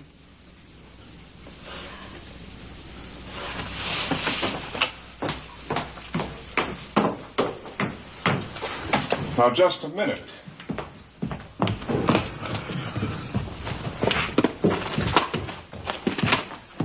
What's the matter with you? It's not what's the matter with me. It's what's the matter with you. Even thinking of such a slimy trick. Well, what do you think I ought to do? Go in there and tell the man his speech is a farce and get thrown out of my ear? How do you know you get thrown out on your ear? Is he that much against honesty? Look, Betsy, you don't know this business. Is he dishonest himself? How do I know whether he's dishonest or not? That's exactly the point. I haven't the faintest idea who's honest in there and who's not. All I know is that he helped write this speech, and it's his own personal baby. I don't care whose baby it is. This is a speech that can make or break a very important health campaign for this country, isn't it? It could. Then are you going to tell him the truth about it or not? But how do you know that that's the truth? How do you know that this isn't precisely the way to appeal to those people? Oh, Tommy, you don't even believe that yourself. Well, it's exactly the sort of appeal that sells $1 billion worth of cars in this country every year. That's entirely different. That's some kind of mass nonsense. These are very intelligent men he'll be talking to. They'll throw up at that muck. Oh, you don't know anything about it, one way or the other. All I know is that he's asked you for an honest opinion in a very important matter, and I'd like awfully to know if he's going to get it or not. Well, I could have told you that at the beginning. He is. You mean you're going to tell him? I'm going to tell him exactly what I've told you, that I honestly don't know. But that this sort of approach has been successful in other sales campaigns, and I see no reason why it can't work in this one. Are you trying to kid me? But that is the truth. The exact truth, as a matter of fact. I've got to go finish the dishes. Now, just a minute, Betsy. I've told you that this is a loaded situation, and with all kinds of angles to it. But there's another side to it which I think you must have overlooked. It just so happens that I've landed in one of the neatest positions in the whole organization, right next to Hopkins himself. It's a spot that 3/4 of the people at UBC would give their right arms for, and he likes me, I know it. Now, will you try to remember what that could mean to us if I handle it carefully? If you handle it carefully and honestly, yes. Weren't you the one that wanted more money? New house, no more worries every week?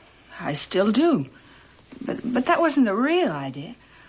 The real idea was that I wanted you to go out and fight for something again. Like the fellow I married. Not to turn into a cheap, slippery yes man. That's wonderful. But would you think about this for a minute or two? When a man's got plenty of security, money in the bank, other jobs waiting for him, it's a cinch to be fearless and full of integrity. But when he's got a wife and 3 children to support, and his job's all he's got, what do you think he ought to do about it then? I know what I'd do.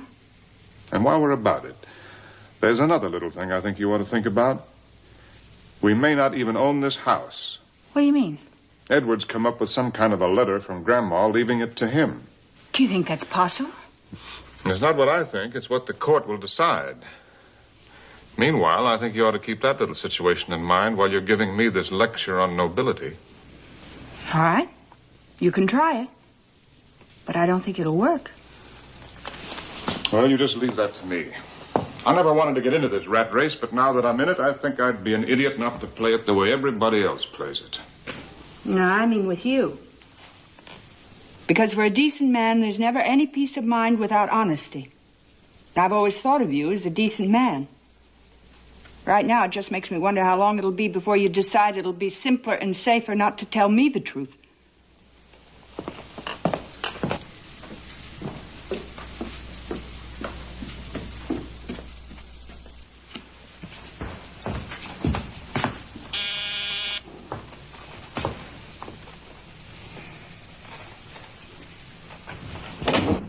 Ah, this is awfully good of you, Tom. I know how busy you must be. Not really. I just can't get any work done at the office. There are too many interruptions. Did you get a chance to read that outline? Yes, I read it over a couple of times. That's wonderful. How about drink? No, I don't think so, thank you. How far did you get with your version, Tom? I did 5 altogether. Bill didn't like any of them. Said he didn't. Well, I suppose they're all bending over backwards to get this thing right. It's just got to be, you know. But about this one, all I did actually was to set the keynote, the overall approach, as it were. No writing, of course. What I wanted was a modest approach because of this broadcasting business, you understand? I understand. The way I suggest it, I am simply a layman addressing an assemblage of scientists, and I make no pretense of being anything else. That's where I think the boys have caught the note perfectly, don't you? Perfectly. That's wonderful. Oh, excuse me, please. I simply won't have maids around while I'm working.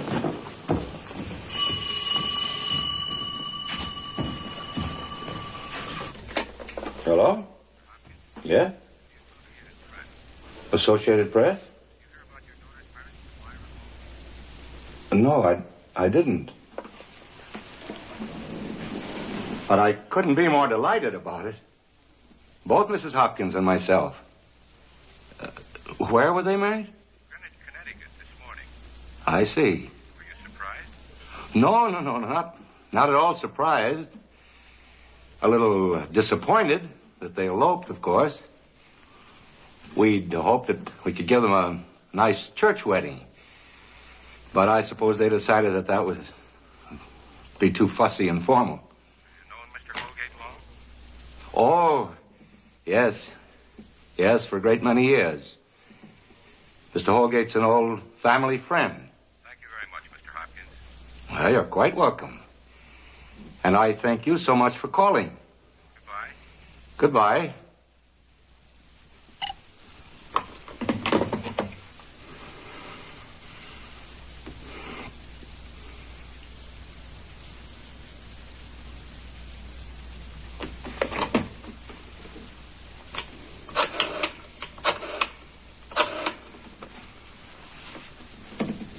Long distance. This is Ralph Hopkins, Butterfield 85598. I want South Bay, Connecticut 327. Mrs. Hopkins. Hello, this is Mr. Hopkins. Let me speak to Mrs. Hopkins, please. Hello, Helen? Helen? I know one of the newspapers just called me. I'll be right out. No, don't. I don't want to see anybody. I just want to go to bed. I mean to stay, darling. No. I don't want you to, Ralph. I know you mean well. But I don't want to see you now. Well, may I call you tonight? No. Not tonight. I'll call you in the morning. I don't want you to call me at all, Ralph. Please.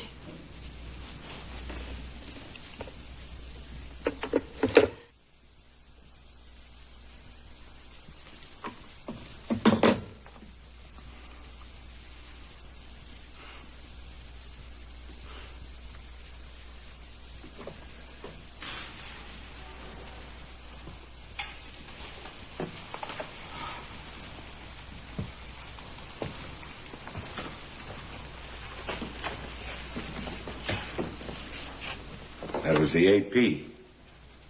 My daughter just got married. Well, congratulations. Thanks. Little rascal eloped. Now, that's the romantic way, I guess. He didn't even phone me. Too excited, probably. Yeah, I suppose so. So you like that approach, hmm?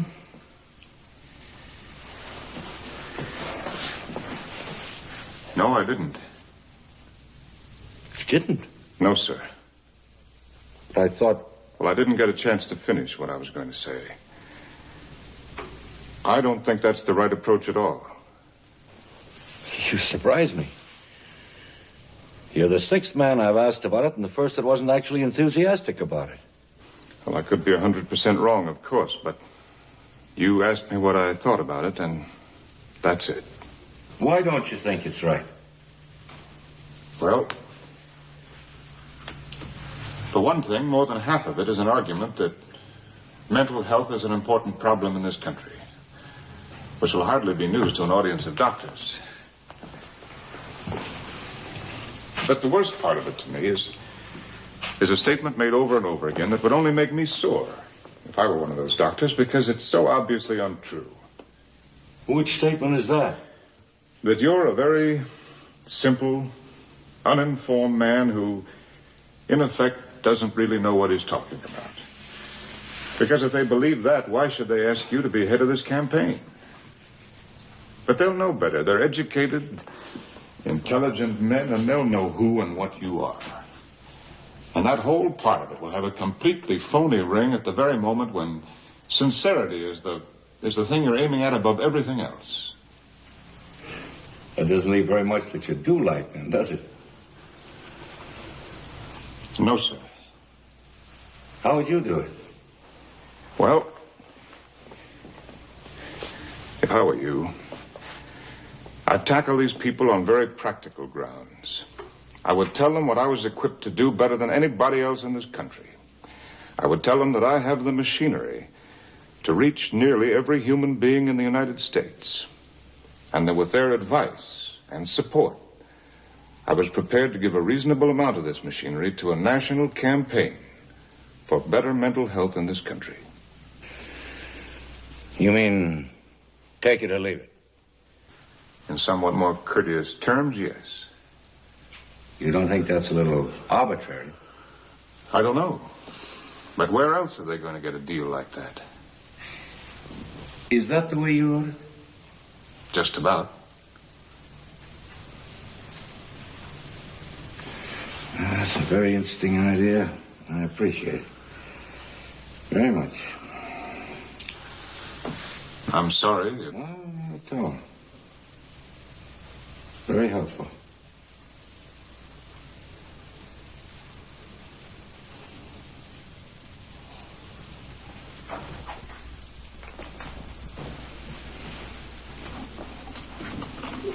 What are you doing? If that's all, I'll be getting on back to the office.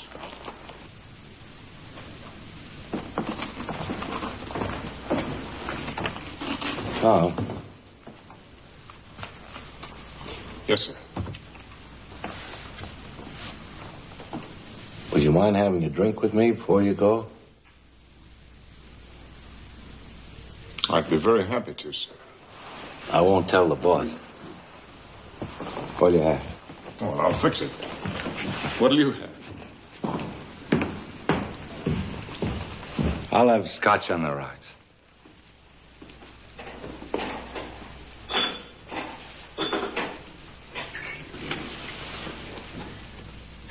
Where do you live, Tom?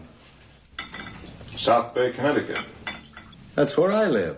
I know. At least I have a house there. Though I don't get up there as often as I'd like. You have any children? Oh, yes, 3. 2 girls and a boy. Oh, that's wonderful. How old are they? 10, 7, and 6. I had a boy, too, you know. I know. Bobby. He was killed in the war. Yes, I've heard. One thing about him, though, he left me with nothing but good memories. Wonderful memories. For example, he could have got a commission. I could have arranged it. But he enlisted. You know why? He just decided that that was the right thing to do. That may not seem very important to some people, but it pleases me just to think about it. It's a very unusual decision. That's what I mean. He's a very unusual boy. Oh, he'd cut a little corner now and then on little things. Who doesn't? But when it came to the big ones, there was only one way to play it for him. Straight. Spend a lot of time with your kids? Oh, yes. We're on pretty good terms with each other. Spend a lot of time with them. Whenever we can take them away from that television. Kick that television in if it takes up too much of their time. Kick it in and stomp on it. Don't let anything keep you away from your family. Did you forget that that was my idea in that outline? No, I didn't forget. Odd sort of way to be celebrating your daughter's marriage, isn't it? Suppose I'll be going through the same thing someday. You know where I made my mistake? Yep. Somebody's got to do it. Somebody's got to dedicate himself to it. Big, successful businesses just aren't built by men like you. 9 to 5 and home and family. You live on them, but you never build one. Big, successful businesses are built by men like me who give everything they've got to it, who live it, body and soul, who lift it up regardless of anybody or anything else. And without men like me, there wouldn't be any big, successful businesses. My mistake was in being one of those men.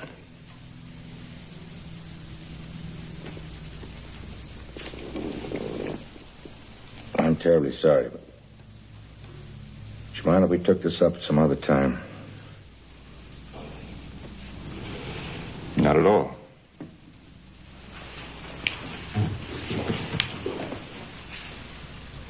Aren't you feeling well? I'm all right. It's been another long day. I've got some other engagements this evening. I think I'd better lie down and get a little rest first.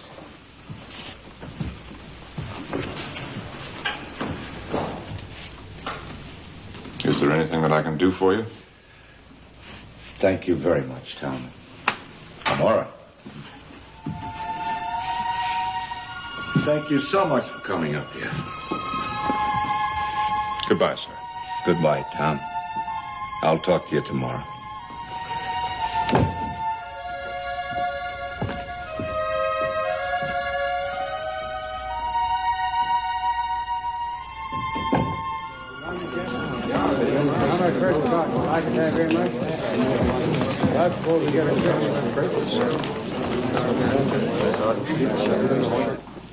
First stop, 36th floor. Hi, Captain. Well, Sergeant, how you doing? Okay, I guess. I gave you a ring yesterday. Did you get it?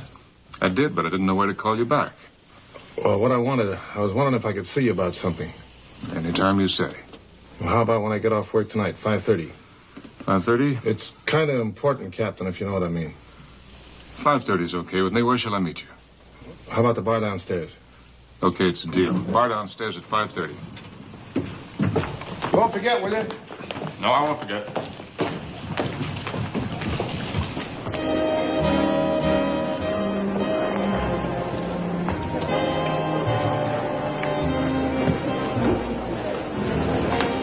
Hi, Captain. Oh, we're working for the same management again, huh? That's right. You know, I seen you the first day you come to work 2 or 3 weeks ago. Thought maybe you was trying to hi-hat me. Must have been that brush. When'd you get that? Oh, that's Gina's idea. Gina? You still hear from her? Hear from her? I married her. Well, congratulations. She's a wonderful girl. That's wonderful. Give her my best, will you? Oh, waiter. Scotch and soda. Make it a double, please. How you like married life? Oh, with Gina, I got no complaints whatsoever.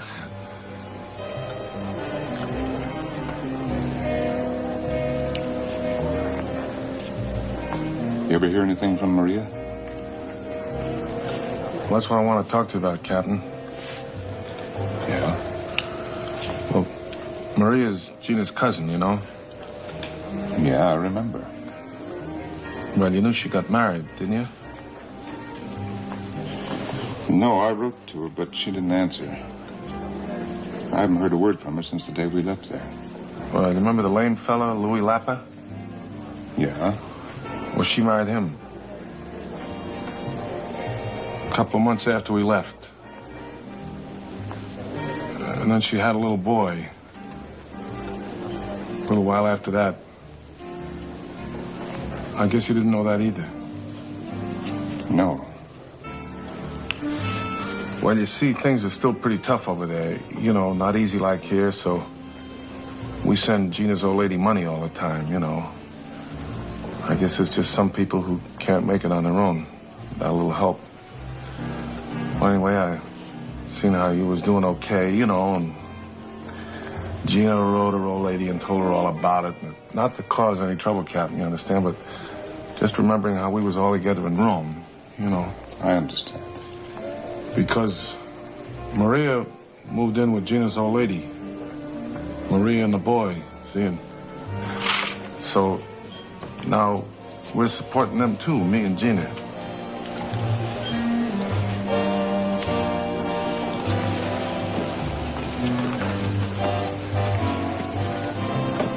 What about her husband?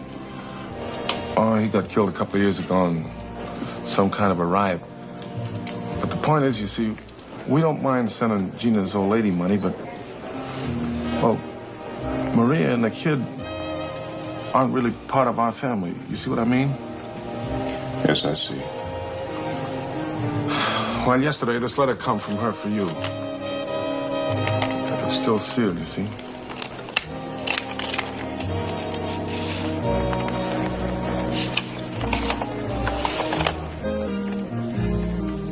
Dear Tom, I do not like this, but I don't know what else to do. For myself, I do not need help, but anything you could do for the boy would be from heaven. I'm ashamed to ask you, but we were never proud with each other, so perhaps you will understand. The boy needs help. He's a good boy. He studies well. I'm sending you this picture that Luigi took last year. Now, we are not trying to make trouble for you. And if you cannot do anything, do not worry. I leave this in the hands of God.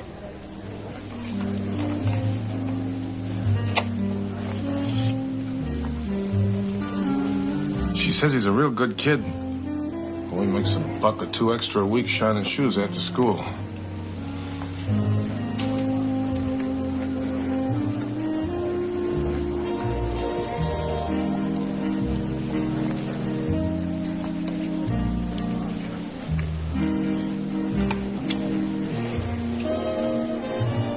Can I have a little time to think this over? Oh, sure, Captain. Nobody's pushing you. I'm going to do something about it. Right this minute, I just don't know how. I have to keep my wife from knowing, of course. How much do you think they'd need to live decently? $100 a month?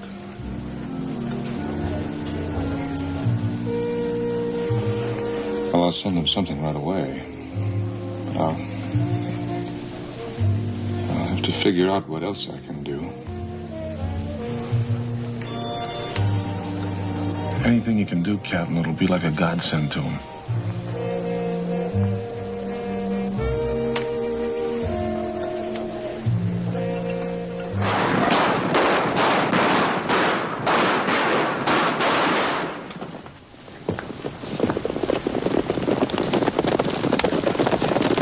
Children?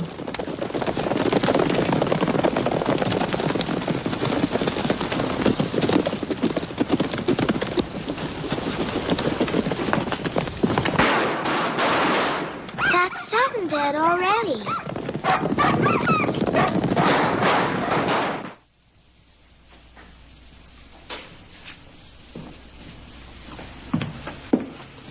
Did you get your dinner? Yes, I ate at the station. I saw Mr. Hopkins this afternoon. And? I told him I didn't think his speech was right. Oh, darling, I'm very glad. And are we on relief now? No, not yet anyway. But there's something else that isn't going to be easy either. Another little touch of honesty. Okay. Let's have it. It's something that I have to tell you because I know now that this is the only way we're going to get our lives straightened out. What is it, Tommy? Something did happen to me in the war. Something I've never told you about. I have another child, Betsy. A son. In Rome. Your child? That's it. I was never sure of it. I've never heard from his mother since we left there. But now she's written to me about it.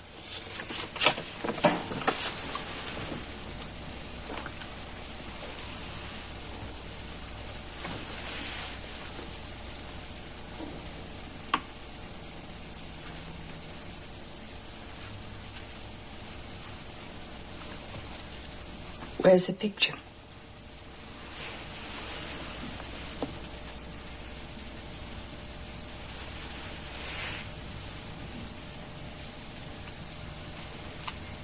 Who was she? Somebody you picked up on the street? No, if that's of any importance.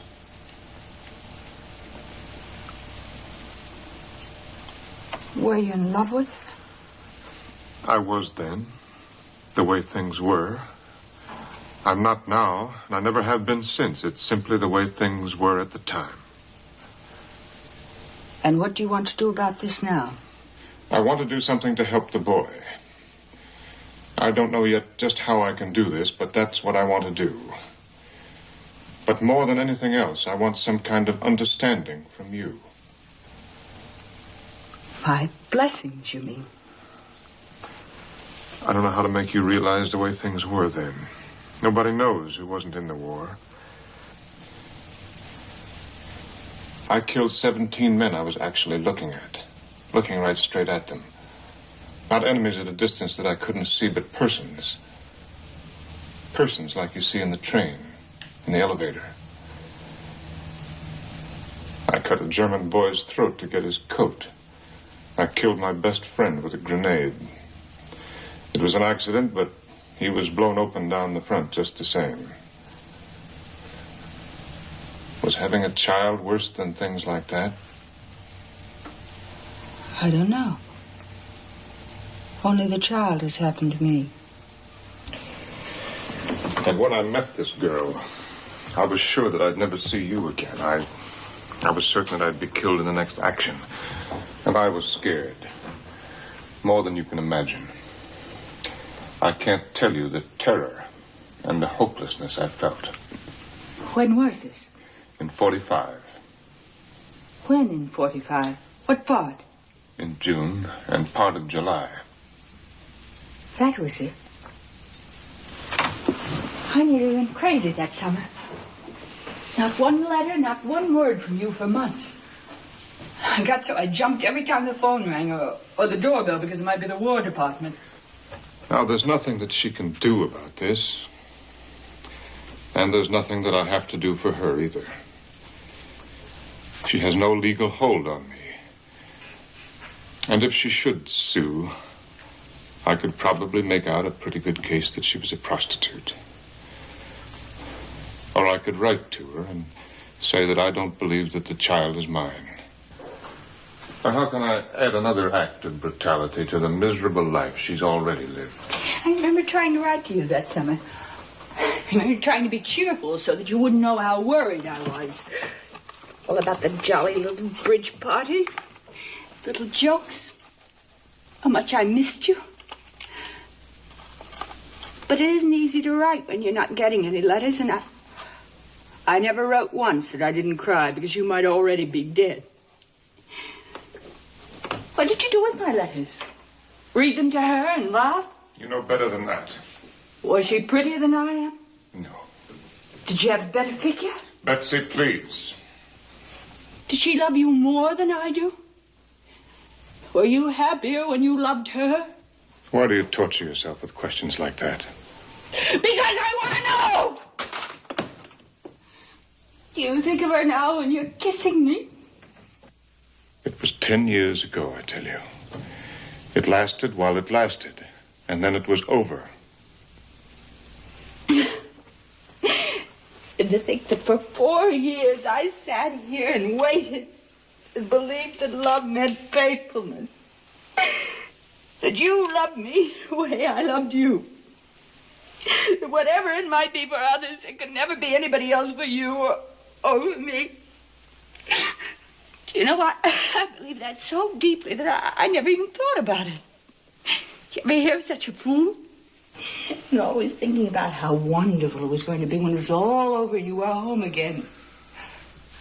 But it hasn't been. And now I know why. But that's not true. It's not her I'm thinking of. It's the child. Can't you understand that? All the time getting worse and worse. Living without fun. Arguing without really caring. Making love without emotion. It wasn't that way with her, was was it? Betsy, will you please stop? You weren't always worrying about money with her, were you? I've worried about money because I love my wife and my children, and I don't want them to be without it. If I've worried too much, it's because I love you too much.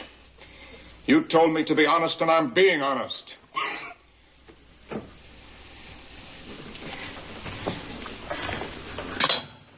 I've never loved you as much in my life as I love you at this minute. And I've never wanted anything so much in my whole life as I want your understanding. Don't touch me. Can't you believe that? I don't want you to touch me. I don't have anything to do with you.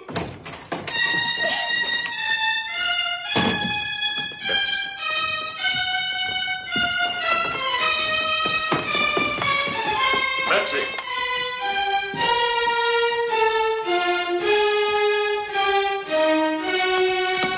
Betsy.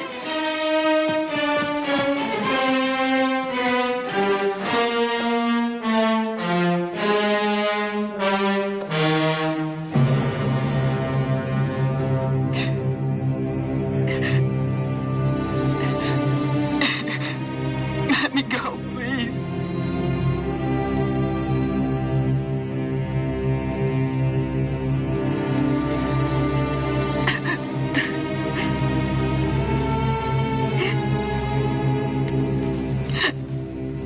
You go on in the house. Leave me alone for a little while. Come back in the house. I will. But leave me alone now, please. If you'll come back in the house. Maybe you ought to go back to Italy and see her. And make up your mind then. I don't need to do that. I've made up my mind. I made it up the first minute I ever saw you. You go on in the house.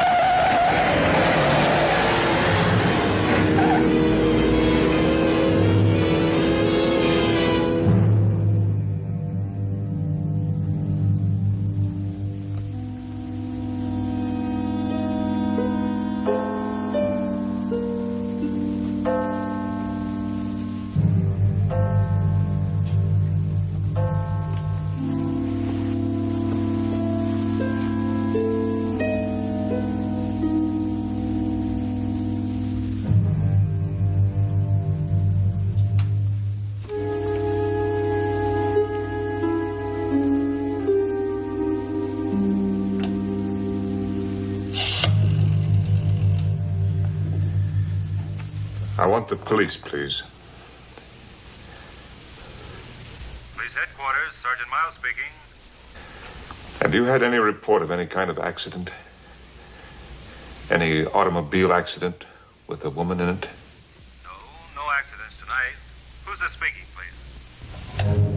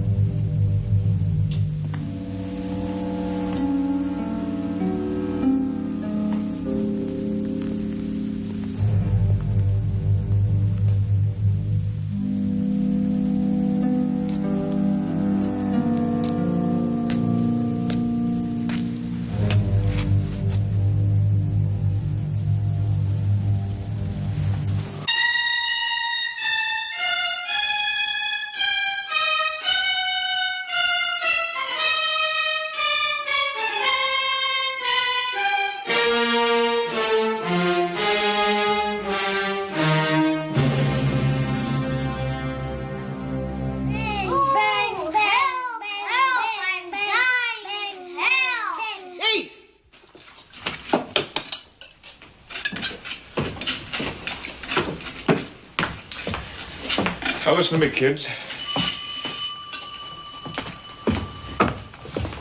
Hello?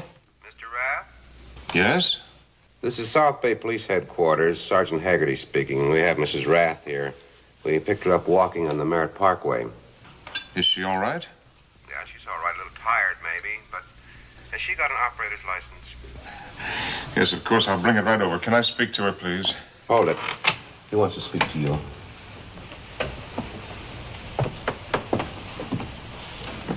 Hello? Are you all right, honey? Yes, I'm all right. I just ran out of gas. That's wonderful. Please don't laugh. I don't feel like it. I drove so long, I just don't feel like laughing. How are the children? Oh, they're all right. I've got Mrs. Manter here with them. Is there any charge against you? Just tell him to bring the license. No, there's no charge. But come quick, would you? I want to talk to you. I'll be there in 5 minutes, darling. What did I tell you? It happens in every family I ever worked for. Hey!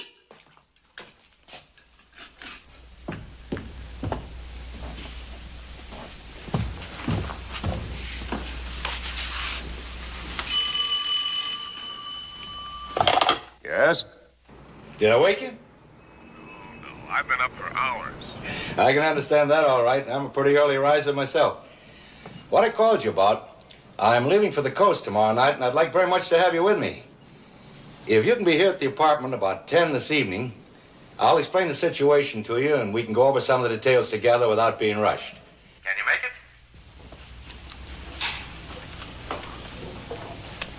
it? I'm afraid not, sir. Oh, you won't have to bother about a train. I'll send you home in my car. Oh, no, that's not it. It's just that, well, I have to be home with my family this evening. I wanted you to go in place of Bill Ogden.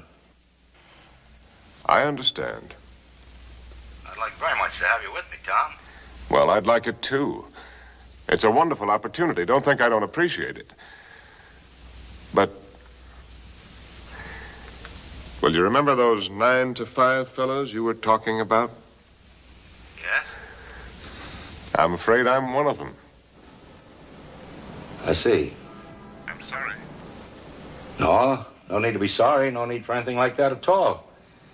We have to have both kinds, you know. One can't do anything without the other.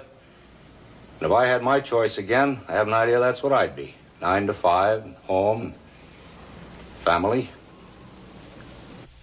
Well, that's my plan, anyway. I'm sure you're right, Tom. I'm disappointed, but I'm sure you're right. But anyway, will you drop in and see me when you come in? I'll do that, and thank you very much, sir. And bring along your version of the speech. We'll go over it together, and you can work on it while I'm away. Thank you, sir.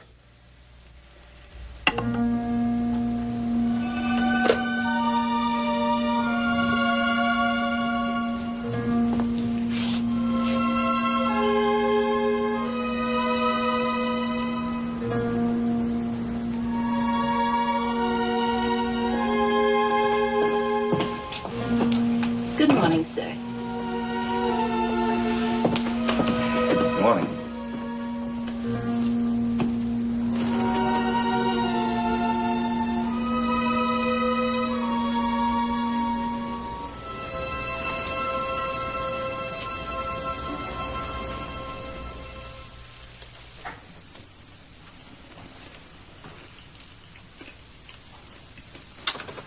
Come right in, Mr. Rath. Thank you, Judge. This is Mrs. Rath, Judge Bernstein. How do you do, Mrs. Rath? How do you do, Judge? Would you sit down, please? May I close this door? By all means. This is a rather personal matter. And I'm hoping that you'll be able to help us with it. Well, I'll try to.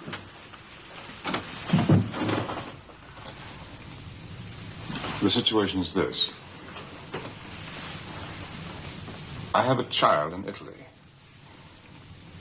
The mother is a girl I met in Rome during the war. We were never married.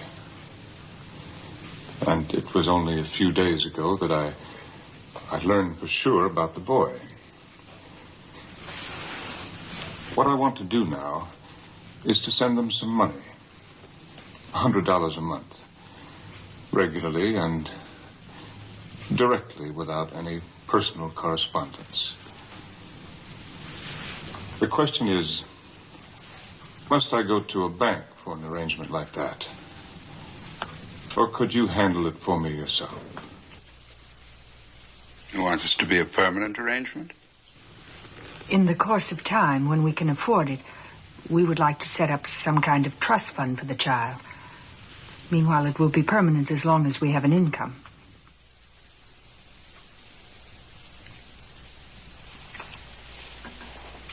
I'll be very happy indeed to handle such a matter myself. I was hoping that you could.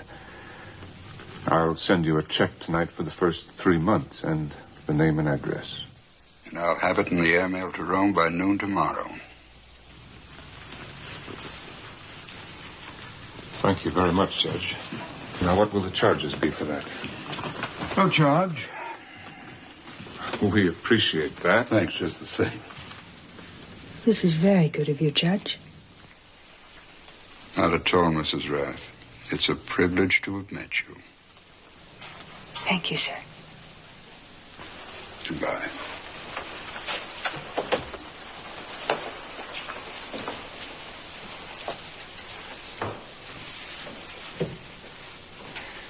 We're both very grateful to you, Judge.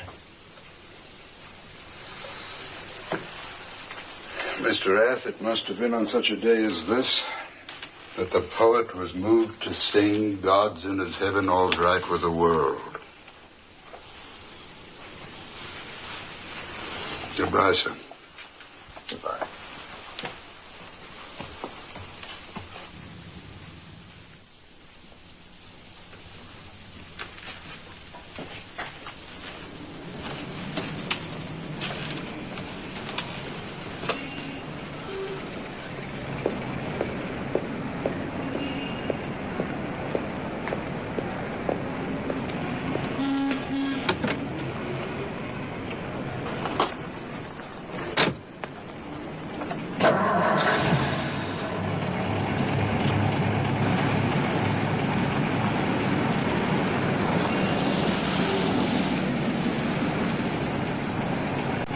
Would you mind if I tell you? I worship you.